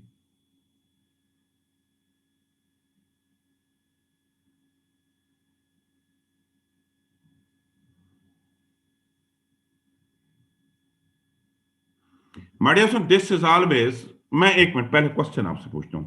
जब आप बचपन में ऐसे लिखते थे क्लास 9 10th में, तो आपको इंट्रोडक्शन जो होता था, लाजिम बात है हमेशा एक ही पैराग्राफ होता था, एक से ज्यादा नहीं होते थे। तो बेटे जब 9th 10th में एक पैराग्राफ होता था, तो आप सीएसएस में आप 2 पैराग्राफ उसके क्यों इंट्रोडक्शन के लिखेंगे? पहला क्वेश्चन तो ये है मेरा। जब आप 9th 10th में लिखते थे, फर्स्ट ईयर सेकंड ईयर में लिखते थे, क्या आपका इंट्रोडक्शन हमेशा एक ही सेंटेंस पे मुश्तमिल होता था? सॉरी एक ही पैराग्राफ पे। अब सीएसएस में आके क्या उसमें नई चीज आ गई है कि अब आपका इंट्रोडक्शन 3-3 पैराग्राफ पे मुश्तमिल होता है। मैंने देखे हैं, आपने जो मुझे डायग्नोस्टिक टेस्ट दिया आपने 3-3 पैराग्राफ लिखे हुए हैं। दूसरी बात है कि जब 9th 10th first year second year में लिखते थे तो इंट्रोडक्शन की लेंथ कम होती थी, बिल्कुल कम होती थी। क्यों कम होती थी? ओवरऑल ऐसे भी कम होता था। ऐसे की लेंथ मैं बता चुका हूं, टाइम पे डिपेंड करता है। ऐसे 1 घंटे का ऐसे होगा तो उसकी लेंथ और होगी, 25 मिनट का होगा तो और होगी, 4 घंटे का मैक्सिमम वैसे 3 आवर्स का होता है, 3 आवर्स का होगा तो लेंथ और होगी। जैसे जो इसका यूनिवर्सल फॉर्मूला है ना, वो ये है कि this is always consisted on the 10% of your whole ऐसे।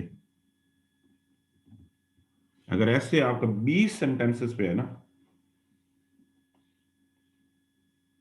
तो 20 सेंटेंसेस के वर्ड्स की अगर मैं बात करूं ना, तो 20 सेंटेंसेस का होगा तो अप्रोक्सीमेटली आप समझें आपके नंबर ऑफ वर्ड्स जो होंगे वो होंगे को 300 या 400 या 500। तो इंट्रोडक्शन उसका 10% होगा। सीएसएस का ऐसे आपको पता है 3 घंटों का होता है। अप्रोक्सीमेटली उसके अंदर नंबर ऑफ सेंटेंसेस की तादाद जो होती है ना, वो हम कहते हैं 150 से लेके 210 तक होते हैं। और अगर मैं उसमें वर्ड्स की बात करूं ना, 1500 से लेके 2500 अल्फाज आप लिख सकते हैं। तो इंट्रोडक्शन की लेंथ क्या होगी? This is always consisted on 10 to 18 sentences. अगर कम ऐसे है तो आपकी 10 सेंटेंस हो जाएगी, ज्यादा है तो 18 सेंटेंस हो जाएगी। और मैं और इसको आसान करता हूं, अगर if I will count this in the form of words, मैं अगर अल्फाज में आपको बताऊं तो अल्फाज में सीएसएस का ऐसे जो है ना, वो हमेशा आप समझें this is always consisted on 190 words को टू 250 वर्ड्स। और आसान कर देते हैं, आप समझें बेटे, आपके इंट्रोडक्शन 200 अल्फाज से लेके 250 अल्फाज तक मुश्तमिल होगा। अगर इसको मैं पेज की फॉर्म में आपको बता दूं तो ये हमेशा 1.5 पेज पे मुश्तमिल होगा। 1.25 भी हो सकते हैं, 2 भी हो सकते हैं, लेकिन आइडियल लेंथ जो है ये 1.5 पेज पे मुश्तमिल होगा। इट हैज ऑलवेज 3, इसके हमेशा 3 पोर्शंस होते हैं। सॉरी, मैं अभी एक चीज छोड़ दूं, it must be consisted on 1 continuous paragraph. आप कभी भी आपका जो पैराग्राफ है आप उसको ब्रेक नहीं करेंगे। 2 पैराग्राफ में इंट्रोडक्शन नहीं हो सकता, मुमकिन ही नहीं है 2 में हो। इट मस्ट बी कंसिस्टेड, ये लाजिम है आपके लिए कि 1 पैराग्राफ पे मुश्तमिल होगा। My dear friend, it must convey the complete summary, आपकी डिस्कशन की कंप्लीट समरी को इंडिकेट करेगा।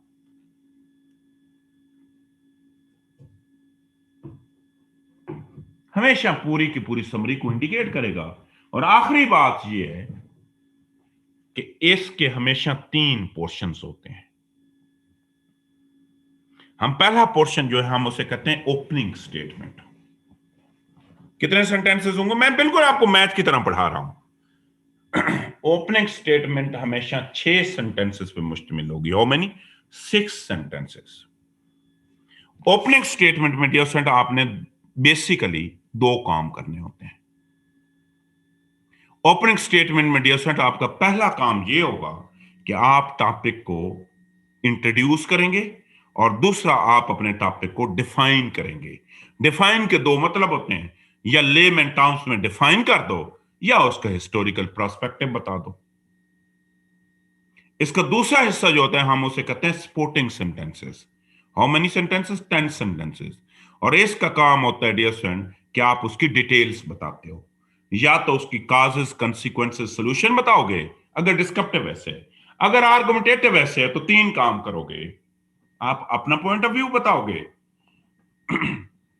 10 में से 6 सेंटेंसेस के अंदर, 2 सेंटेंसेस के अंदर आप दूसरों को पॉइंट ऑफ व्यू बताओगे और एंड में जाके उसके पॉइंट ऑफ व्यू को रिफ्यूट करोगे। हम इसको एंटीथीसिस बोलते हैं। वैसे हम इसको कहते हैं थीसिस,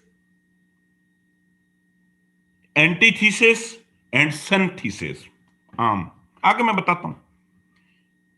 तो सपोर्टिंग के अंदर क्या करना है, अपनी डिटेल्स बतानी है। तो डिटेल दो किस्म की होती हैं। डिस्क्रिप्टिव ऐसे होगा तो उसकी डिटेल्स और होंगी, आर्गुमेंटेटिव ऐसे होगा तो उसकी डिटेल्स और होंगी। और आखिरी बात क्या है, करियर इंट्रोडक्शन का एंड हमेशा आप थीसिस स्टेटमेंट से करोगे। Thesis is crux. थीसिस का बुनियादी काम होता है आपकी पूरी की पूरी डिस्कशन के क्रक्स कन्वे कर देना। क्रक्स दो किस्म के होते हैं। क्रक्स के अंदर बेसिकली बुनियादी तौर पे आपने दो काम करने होते हैं। पहली चीज है आपने अपनी पूरी की पूरी डिस्कशन को समराइज करना होता है, और दूसरी चीज क्या है कि आपने उसके फ्यूचर को भी इंडिकेट करना होता है कि आगे आप जाके क्या करेंगे। ये तो इंट्रोडक्शन के format ideas and this always look like this one. ये देखें again, this map has been taken from the book, so that has been recommended by federal public service commission.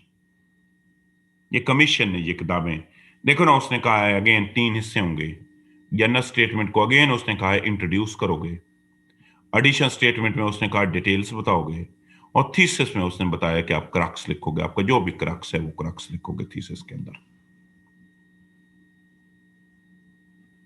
Again we have general statement, we have addition statement and we have thesis statement. ये एक और map है taken from another book, इसको जरा उसने नाम रखा है अब अटेंशन गेटर का। यहां पे एक चीज नोट करें बेटे, वो एक ब्रॉडर लाइन से शुरू कर रहा है, जर्नल से तमीद बांध रहा है, और एंड पे एक स्पेसिफिक लाइन पे उसको आके एंड कर रहा है, क्रक्स दे रहा है।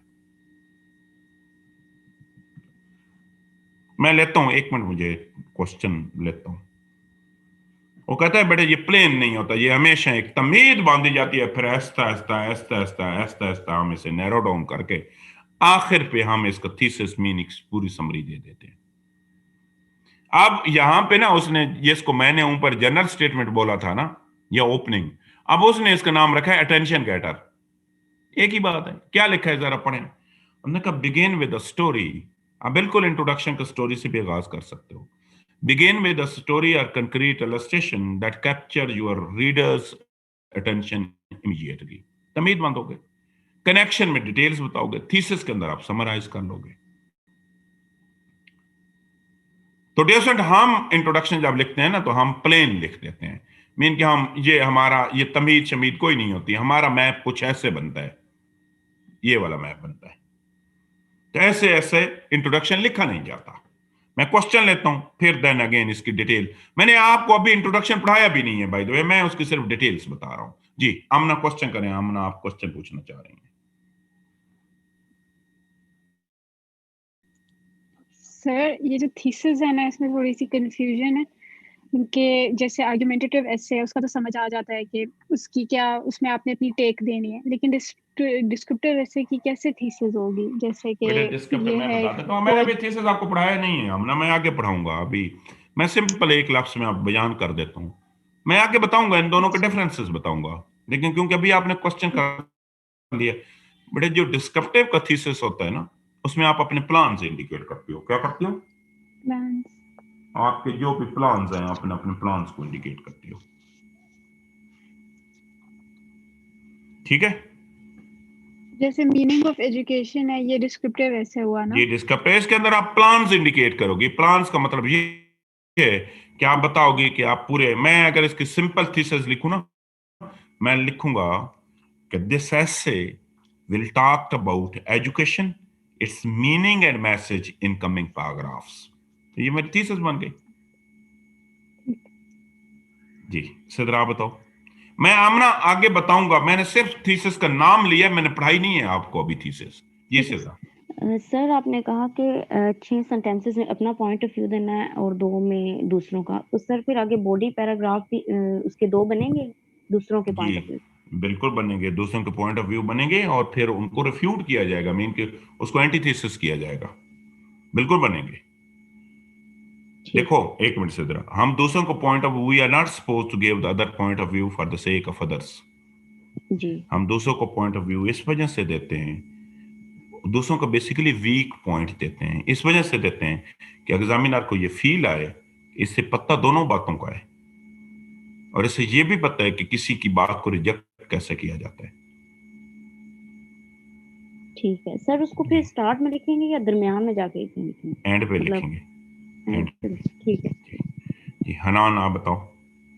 सर ये जो ओपनिंग स्टेटमेंट होती है इसमें हमें 3 बातों का ख्याल रखना है कि पहले सेंटेंस में कभी भी टॉपिक ना लिखा हो सर, और दूसरी बात ये कि 1 to 3 सेंटेंसेस में तमहीद बांधनी है, और सर ये कि इन्हीं ओपनिंग स्टेटमेंट्स में हमने लेमैन टर्म्स में अपने टॉपिक को आइडेंटिफाई करना है, ऐसा ही है सर? बेटा 3 सेंटेंसेस के बाद उसके बाद सर आइडेंटिफाई करना है? जी, पहले या- इंट्रोड्यूस करवाना है, बाद में आइडेंटिफाई करना है।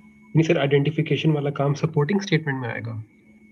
नहीं, सपोर्टिंग में नहीं आएगा, वो ओपनिंग में आएगा। ओपनिंग को 2 हिस्सों में डिवाइड करते हैं। कितने हिस्सों में? 2 में। पहले 3, टोटल 6 हैं ना। ये लाजिम नहीं है 6, ये 4 भी हो सकते हैं, ये 7 भी हो सकते हैं। पहले 1 से 3 सेंटेंसेस में आप इंट्रोड्यूस करोगे जी सर। और अगले 1 से 3 सेंटेंसेस में आप अपने टॉपिक को आइडेंटिफाई करोगे। ठीक है सर, ठीक है, थैंक यू। फैज आप बताएं।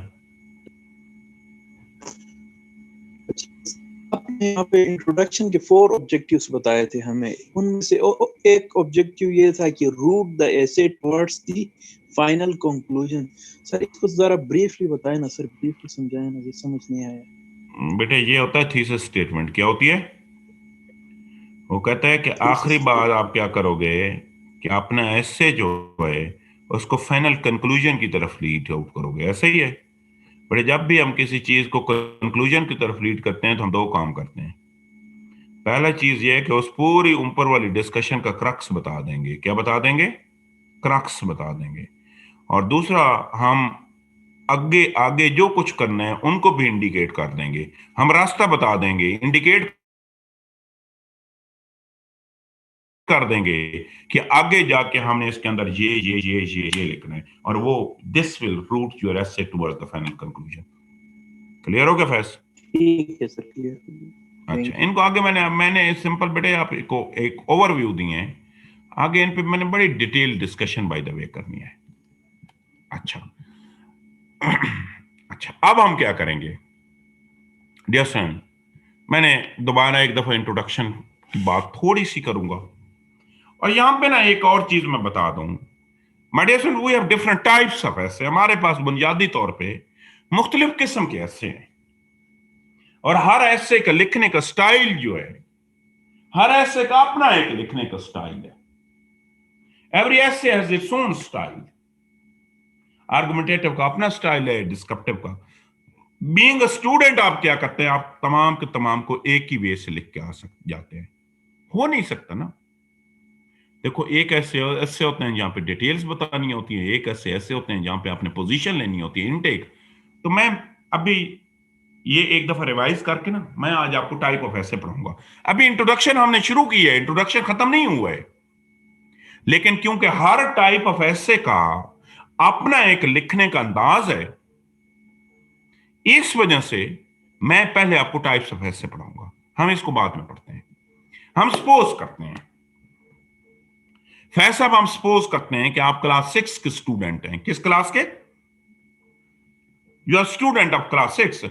और शायद आपने अपनी जिंदगी का जो सबसे पहला ऐसे लिखा होगा, शायद आपने माई बेस्ट फ्रेंड पे लिखा होगा, माई बेस्ट टीचर पे लिखा होगा, द कैमल पे लिखा होगा, द कॉ पे लिखा होगा, माई स्कूल पे लिखा होगा।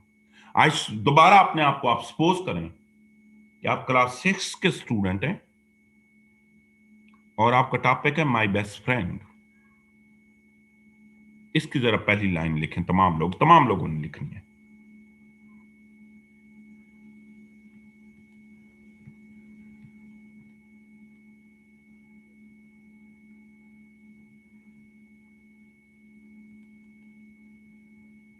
अब सब ने, आपका टॉपिक ऑफ ऐसे है माई बेस्ट फ्रेंड, और इसकी आपने तमाम लोगों ने पहली लाइन लिखनी है।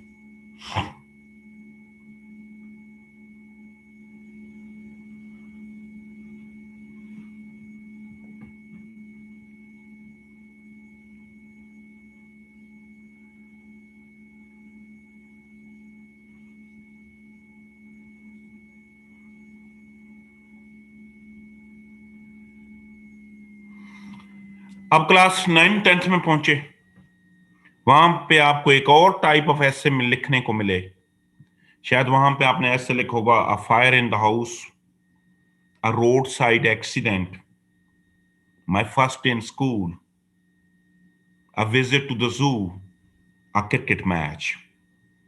जरा इसकी पहली लाइन लिखें, my first day in school की पहली लाइन लिखें तमाम लोग।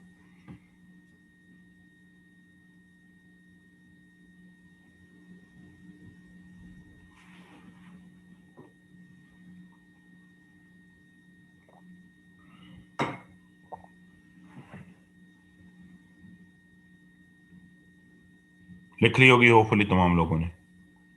माय डियर फ्रेंड, जब आप फर्स्ट ईयर सेकंड ईयर में पहुंचे, ग्रेजुएशन में पहुंचे, तो वहां पे एक और टाइप ऑफ ऐसे आपको सामना पड़ा। वहां आपको सोशो इकोनॉमिक इशू आने शुरू हो गए। अनएम्प्लॉयमेंट इन पाकिस्तान आ गया, करप्शन इन पाकिस्तान आ गया, इस किस्म के ऐसे आने शुरू हो गए।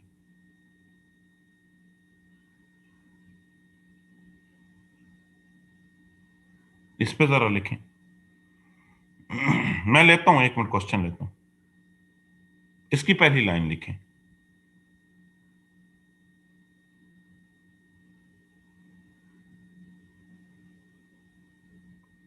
आप समझिए, आप फर्स्ट ईयर के स्टूडेंट हैं और आपका टैप ऐसे आ गया अनएम्प्लॉयमेंट पाकिस्तान, इसकी पहली जरा लाइन लिखें।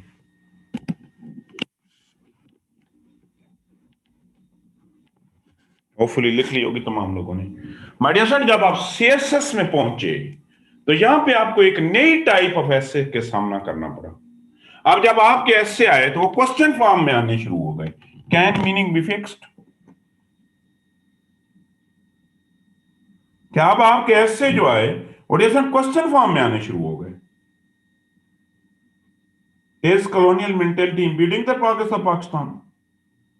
या दो चीजों के दरमियान ओ आर का लफ्ज आना शुरू हो गया। Information technology, information technology, blessing or कर्स।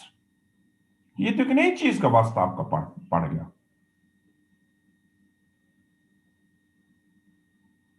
तो ये क्या हुआ है? ये कौन सा ऐसे है? तो माय डियर फ्रेंड, इन ऐसे को सो बेसिकली हम चलें पहले से स्टार्ट करते हैं, हम फर्स्ट से स्टार्ट करते हैं। ये कौन बताएगा? मुझे मिशाल बताएगी। मिशाल आप बताएं, आपने पहला ऐसा लिखा है माय बेस्ट फ्रेंड। अनम्यूट करें जरा अपने आप को। आप मिशाल, मैं सुन रहा हूं आपको, जरा करें आप अपने आप को अनम्यूट। बेटे आपने क्या लाइन, पहली लाइन क्या लिखी है माय बेस्ट फ्रेंड की?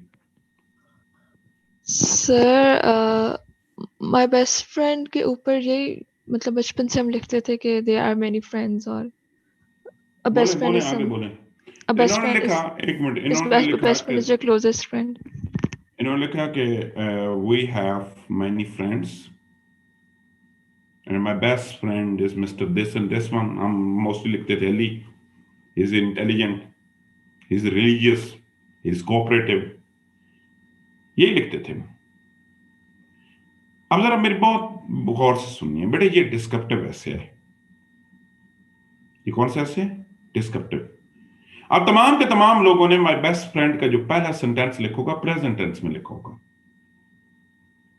My dear friend, descriptive essay is the essay where you are supposed to describe some person, some place, some concept, and the most of the time this description is done in present tense.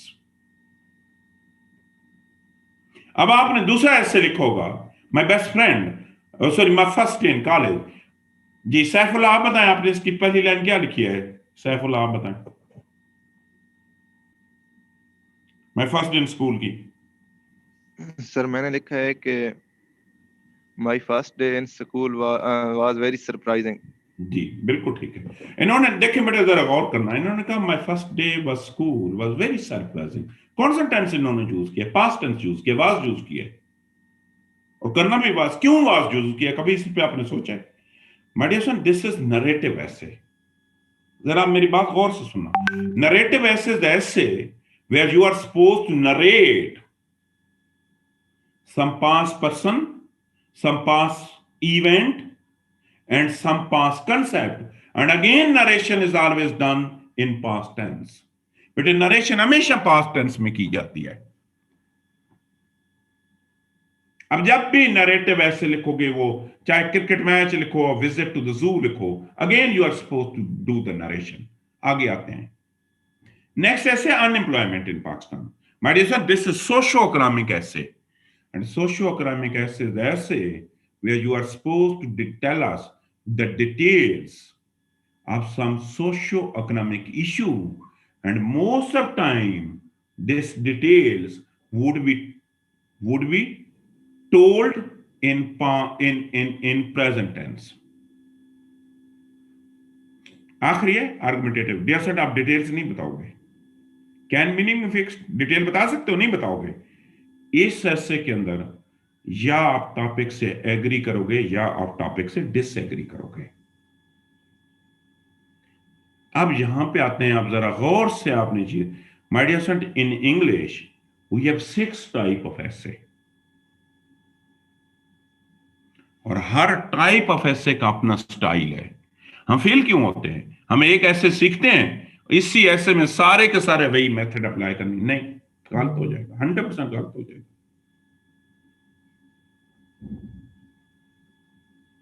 100% हो जाएगी गलत। अब जरा गौर करना है, मैं तमाम ऐसे की टाइप्स को डिटेल्स बताऊंगा, आपने नोट करनी है। डिस्क्रिप्टिव ऐसे, my dear son, descriptive essay is the essay where you are supposed to tell us the details of your essay other than causes, consequences, solution. इसकी causes, consequences, solution डिटेल नहीं होंगी, कोई और होंगी details. For example topic आता है को education, it's merit and demerits, तो डिटेल्स बता रहे हो ना, डिटेल्स क्या बता रहे हो, उसके मेरिट्स बता रहे हो, उसके डीमेरिट्स बता रहे हो। टॉपिक आता है pleasure of reading, causes consequences तो नहीं है, प्लेजर का मतलब बेनिफिट्स, आप रीडिंग के बेनिफिट्स बताओगे, ये पिछले साल आया था। ऐसे आएगा, सपोज करते हैं, ये भी 2 साल पहले आया था, education it's meaning and purpose, तो डिटेल्स बता रहे हो ना, डिटेल्स क्या है, एक मीनिंग है एक, और हमेशा डिटेल्स प्रेजेंट टेंस में बताई जाती हैं। अब आते हैं नरेटिव ऐसे। जैसे नरेटिव ऐसे भी ऐसे वो होता है जिसमें अगेन आपने डिटेल्स बतानी है, ऊपर भी डिटेल नीचे भी डिटेल। मतलब सपोज मेरा ऐसे आ जाता है विजिट टू द जू, मैं सारी डिटेल्स बताऊंगा कि हम कैसे निकले, हमने वहां पे क्या क्या देखा, बिल्डिंग कैसी थी, कौन कौन सी चीज पड़ी थी, किस चीज का कौन सा हिस्टोरिकल प्रोस्पेक्टिव था। बट दिस टाइम है details, but this time details would be told us in past tense. आपकी बारी जो डिटेल्स होंगी ना, वो पास्ट टेंस में होंगी। आगे जाते हैं socio economic. Dear friend, again socio economic essay वो ऐसे होते हैं where again you are supposed to tell us details, again आपने हमें डिटेल्स बतानी है। बट दिस टाइम इस दफा आपकी जो डिटेल्स होंगी वो कॉजेस, कंसीक्वेंसेस और सॉल्यूशन की फॉर्मेट में होंगी। किस में होंगी? कॉजेस में, कंसीक्वेंसेस में और सॉल्यूशन की फॉर्मेशन में होंगी।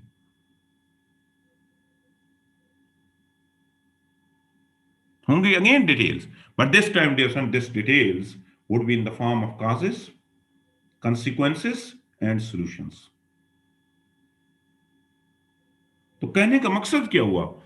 ये तीनों के तीनों ऐसे में हम एक ही काम कर रहे हैं, हम इन तीनों में डिटेल्स बता रहे हैं। बेटे वो तमाम के सिर्फ टेंस चेंज, वो तमाम के तमाम ऐसे यहां पे डिटेल्स बतानी होती है, यहां पे कोई पोजीशन नहीं होती, डिटेल्स बतानी होती है। ये तमाम के तमाम ऐसे को लिखने का एक ही स्टाइल है, बेसिकली टाइप ही एक है। आगे जाते हैं आर्गुमेंटेटिव ऐसे। My dear friend, argumentative essay वो ऐसे होता है जहां पे या तो चीजों से आपने एग्री करना होता है या आपने डिसएग्री करना होता है। For example, is colonial mentality impeding the progress of Pakistan? Is gender equality a myth? So argumentative essay वो ऐसे होता है यहां पे चीजों की डिटेल्स नहीं बतानी, या आपने एग्री करना है या आपने डिसएग्री करना है।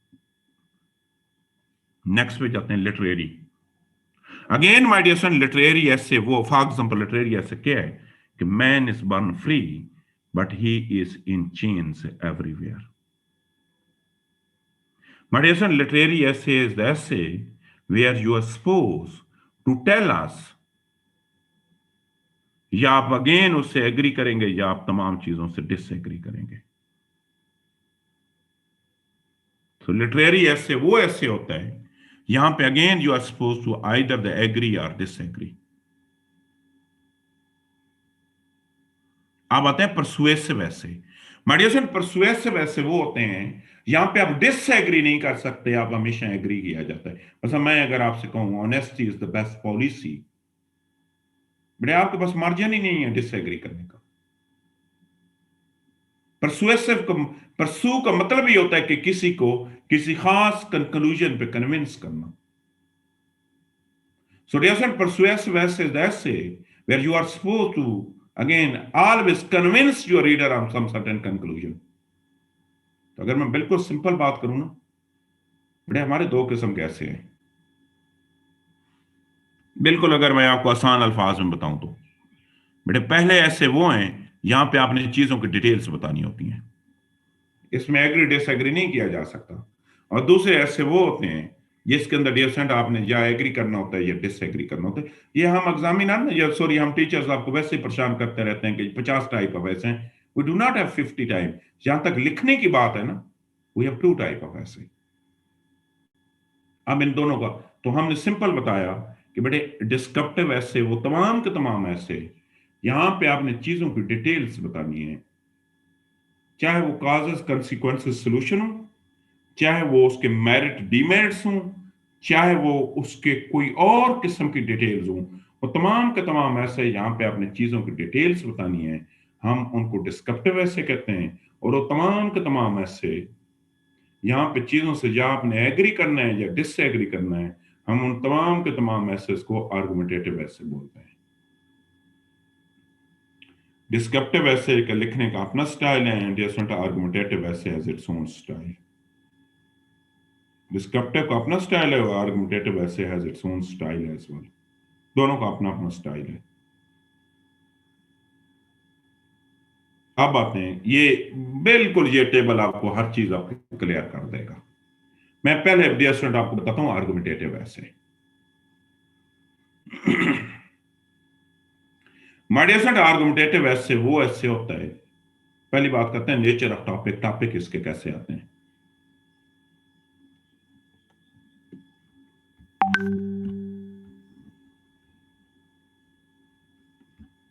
मुझे 1 मिनट दें।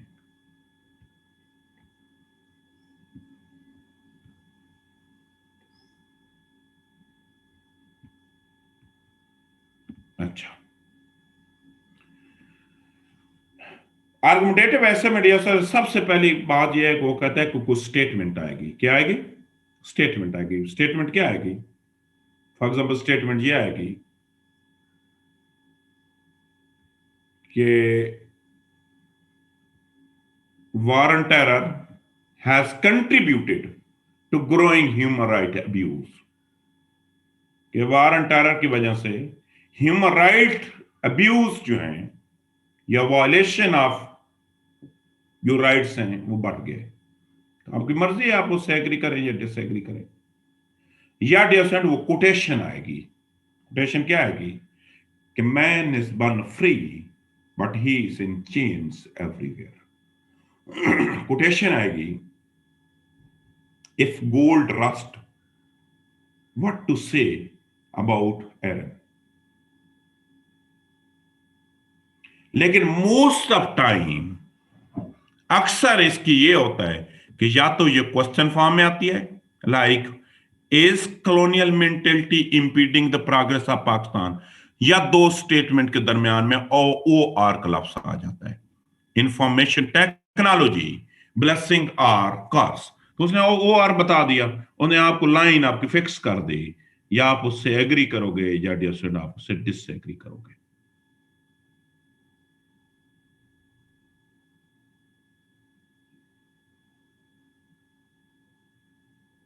ठीक है,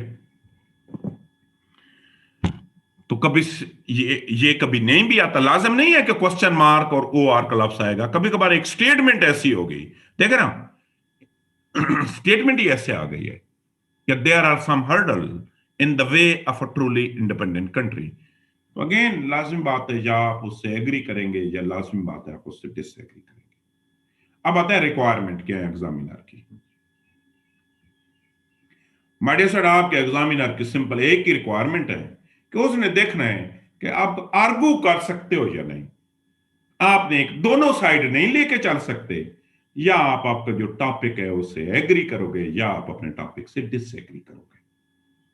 बिटवीन वाली बात नहीं स्टोरी चलती। लाजिम बात है या आपने उससे एग्री करना है, या लाजिम बात है आपने उससे डिसएग्री करना है। Failure, sorry, knowledge. My dear friend, जब आपने, सपोज मैं करता हूं, मेरा टॉपिक है is gender equality a myth हो, मैं अगर एग्री कर रहा हूं या मैं डिसएग्री कर रहा हूं, ये मैं नहीं करूंगा कि मैं सपोज अगर एग्री कर रहा हूं कि सारी की सारी एग्जांपल मैं कुरान एंड सुन्ना से उठा दूं। नहीं, डिवर्सिफिकेशन इज रिक्वायर्ड।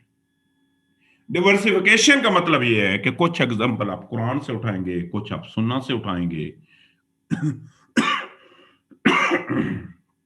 कुछ आप फिलॉसफी से उठाएंगे, कुछ आप एग्जांपल लिटरेचर से लेंगे, कुछ एग्जांपल आप स्पोर्ट्स से लेंगे।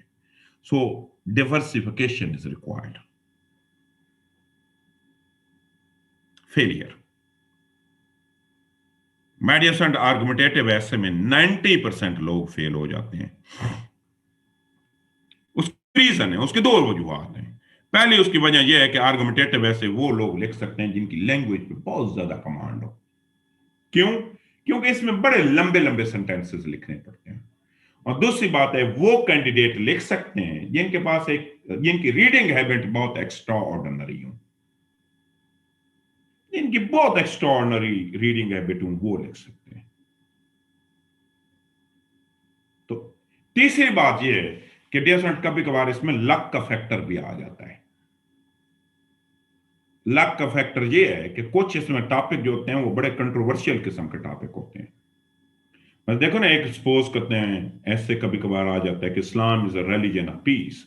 आजकल आपने सुना होगा फ्रांस वर्सेस तुर्की की, एक प्रेसिडेंट फ्रांस ने एक स्टेटमेंट दी है, उस पर तुर्की के प्रेसिडेंट ने भी स्टेटमेंट है। आजकल पाकिस्तान में भी उस पर डिबेट चल रही है।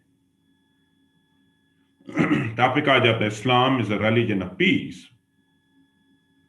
मेरे जैसा तो एग्जामिनर होगा, तो बेटे आप अगर लिखेंगे नो पे जाओगे ना, आप कितने भी खूबसूरत आर्गुमेंट्स दे दें, मैं कम से कम आपको पास नहीं करूंगा। मैं आपकी सारी आर्गुमेंट्स को काटूंगा, उसके साथ एक लफ्ज लिखूंगा IR। IR stand for irrelevant. बेटे कभी कभार, मैं इसकी मिसाल देता हूं, हमारे एक दोस्त हैं, GR कॉलम 2010 था, उन्होंने CSS में अपीयर हुए। आपको पता है CSS का रिटर्न हो जाता है फरवरी में, अगस्त में या अक्टूबर में रिजल्ट आ जाता है। जैसे कि अभी तक आपको पता है नहीं रिजल्ट आया है। उसके बाद इंटरव्यू होते हैं, लेकिन अगले साल के पेपर इंटरव्यू से पहले हो जाते हैं। तो उसने अगले पेपर भी दे दिए, अभी रिजल्ट फाइनल नहीं आया था। आर्गुमेंटेटिव ऐसे लिखा, रिटर्न पास कर लिया, इंटरव्यू दिया, क्योंकि इंटरव्यू की तैयारी दे रहा था तो अगले साल का 2011 का भी पेपर दे दिया। जब CSS का रिजल्ट आया तो 2010 के अंदर उसने टॉप कर लिया, और इंग्लिश एसे में उनके नंबर आए कोई अप्रोक्सीमेटली 81। तो जब अगले 2011 का रिजल्ट आया तो वो इंग्लिश एसे में फेल हो गए। हालांकि उनका पहली दफा भी आर्गुमेंटेटिव ऐसे था, दूसरी दफा भी आर्गुमेंटेटिव ऐसे था। पहली दफा वो खुशकिस्मत थे कि उनकी जो आर्गुमेंट्स थी एग्जामिनर की भी वही आर्गुमेंट्स थी, तो अगले दफा उसकी और एग्जामिनर की आर्गुमेंट्स मैच नहीं की। बट ये पाकिस्तान में नहीं है, ये दुनिया के किसी भी कोने में। आपको पता है मगरब का एक कंसेप्ट है जिसको वो कहते हैं व्हाइट मैन बर्डन। वो कहते हैं जी हम तहजीब याफ्ता हैं, दुनिया की तमाम के तमाम कौमें जो हैं वो तहजीब याफ्ता नहीं है, तो हम पे अल्लाह पाक ने फर्ज कर दिया कि सबको तहजीब याफ्ता कर दो। उनके नजदीक तहजीब क्या है? उनके नजदीक इंग्लिश लैंग्वेज बोलना तहजीब है, उनके नजदीक कोट एंड टाई लगाना तहजीब है। तो यूरोप में अगर ये ऐसे आ जाए ना व्हाइट मैन बर्डन पे, और जो भी शख्स इसके अगेंस्ट जाएगा तो फेल हो जाएगा। तो इसमें डियर फ्रेंड फेलियर इस वजह से भी ज्यादा है क्योंकि इसके अंदर लोगों की बायसनेस बहुत ज्यादा होती है। लेंथ कितनी है डियर फ्रेंड? आर्गुमेंटेटिव ऐसे कभी भी, आर्गुमेंटेटिव ऐसे की minimum length is 1200 and maximum length is 1400। इससे ज्यादा कम ज्यादा नहीं हो सकता। और मैं ऐसे लोगों को भी जानता हूं जिन्होंने सिर्फ 700 एस वर्ड्स लिखे और पास हो गए। मार्क्स माय डियर फ्रेंड, अगर आप आर्गुमेंटेटिव एसे पास करेंगे ना, पास भी करेंगे, तो आपके 50 मार्क्स मिनिमम और 80 मैक्सिमम। क्राइटेरिया क्या है? एग्जामिनर किस पे चेक करते हैं? वो आपका नॉलेज भी चेक करता है with extraordinary language, your knowledge with extraordinary language. अब आते हैं डिस्क्रिप्टिव एसे कौन सा एसे है। माय डियर फ्रेंड, डिस्क्रिप्टिव एसे वो एसे है जिसमें पहली बात है स्टेटमेंट होगी। कैसे होगी? सिंपल सी एक स्टेटमेंट होगी। स्टेटमेंट ये होगी, higher education in Pakistan issue and challenge. एक फैक्ट होगा। फैक्ट क्या है? Global warming causes and consequences, या किसी इशू पे लिख देंगे। काम क्या है? अब आपको कोई काम नहीं है कि यस या नो करना, आपका सिंपल काम है कि उसकी डिटेल्स बताना। वो काजेस, कंसिक्वेंसेस, सॉल्यूशन भी हो सकते हैं, वो अदर देन दिस भी हो सकते हैं। नॉलेज वेरी एवरेज, थोड़ा थोड़ा आपको पता होना चाहिए। थोड़ा थोड़ा का मतलब यह है कि आपको पता होना चाहिए लिटरेसी रेट कितना है, मेल में कितना है, फीमेल में कितना है, कितने लोग पॉवर्टी के नीचे रह रहे हैं, रेमिटेंसेस कितनी है, एक्सपोर्ट्स कितनी है, इंपोर्ट्स कितनी है, एनर्जी की प्रोडक्शन कितनी है, नीड कितनी है, थोड़ा जीएनपी क्या है, जीडीपी क्या है, बेसिक चीजें पता होना चाहिए। नॉलेज वेरी एवरेज, थोड़ा थोड़ा नॉलेज भी बहुत ज्यादा रिक्वायर्ड नहीं है। फेलियर, ज्यादा लोग फेल नहीं होते। इसके अंदर सिर्फ वो लोग फेल होते हैं जिन्हें लिखना नहीं आता, जिनकी अंग्रेजी ठीक नहीं है। लेंथ ये ज्यादा, सॉरी लेंथ ये ज्यादा थोड़ा सा लिखा जाता है। Minimum is 15 and maximum is 2000 words. Marks बड़े इसमें 99% वो लोग होंगे जिनके 40 नंबर आएंगे। और आप एक और ट्रेंड देख लें, बड़े सीएसएस के जो टॉपर होते हैं उनके हमेशा एस में 40 नंबर आते हैं। 40 से ज्यादा नहीं, उनके 40 और 50 के दरमियान में आते हैं। क्यों? बेटे वो उनकी शुरू ही में से प्लानिंग ये होती है कि ऐसे को सिर्फ पास करना है और हमने नंबर बाकी पेपर्स में लेने हैं। और क्राइटेरिया क्या है आपके एग्जामिनर का? My dear friend, your examiner criteria is minimum knowledge with extraordinary language. कि थोड़ा थोड़ा पता होना चाहिए लेकिन आपकी लैंग्वेज बहुत अच्छी होनी चाहिए। ये इन दोनों, और अगेन माय डियर फ्रेंड, इन दोनों को लिखने का स्टाइल, इन दोनों को एक मुकम्मल तौर पे लिखने का स्टाइल एक दूसरे से डिफरेंट है। आर्गुमेंटेटिव एसे का अपना इंट्रोडक्शन होता है, डिस्क्रिप्टिव एसे का अपना इंट्रोडक्शन होता है। उन दोनों को लिखने का अंदाज मुख्तलिफ है, क्योंकि लाजिम बात है ना, एक में चीजें अपने डिटेल्स, वो मैंने आपको जो इंट्रोडक्शन की आज बातें बताई है ना, वो एक जनरल बातें हैं। जनरल बातें हमेशा सेम रहती हैं, लेकिन इन दोनों की जो एक्चुअल ट्रीटमेंट है वो मुख्तलिफ है। ठीक हो गया? हम कल यहां से आगे स्टार्ट करेंगे। अगर आपके क्वेश्चंस है तो आप हैंड रेस करें, क्वेश्चन कर लें। कल इंशाल्लाह हम यहां से, कल हम और बड़ी अच्छी डिबेट करेंगे। कल आपके एक मैं होमवर्क दे रहा हूं, आपने कल 2020 का पेपर निकालना है सीएसएस का, और 2020 का पेपर निकाल के आपने मुझे बताना है कि सर इनमें से कौन से आर्गुमेंटेटिव ऐसे हैं, कौन से डिस्क्रिप्टिव ऐसे हैं। 2020 का आपने पेपर निकालना है और 2020 के पेपर को आपने मुझे आके बताना है। हम इधर ही उसको पहले डिस्कस करेंगे कि कौन सा आर्गुमेंटेटिव ऐसे और कौन सा डिस्क्रिप्टिव ऐसे है। गालिबन क्वेश्चन नहीं है किसी का, सॉरी राशिद का है। जी राशिद, राशिद मैं सुन रहा हूं आपको। जी फैज आप बताएं। सर मेरा जो क्वेश्चन था इस ऐसे के मुताबिक नहीं है सर, सॉरी, मुझे कंपोजिशन का पूछना था।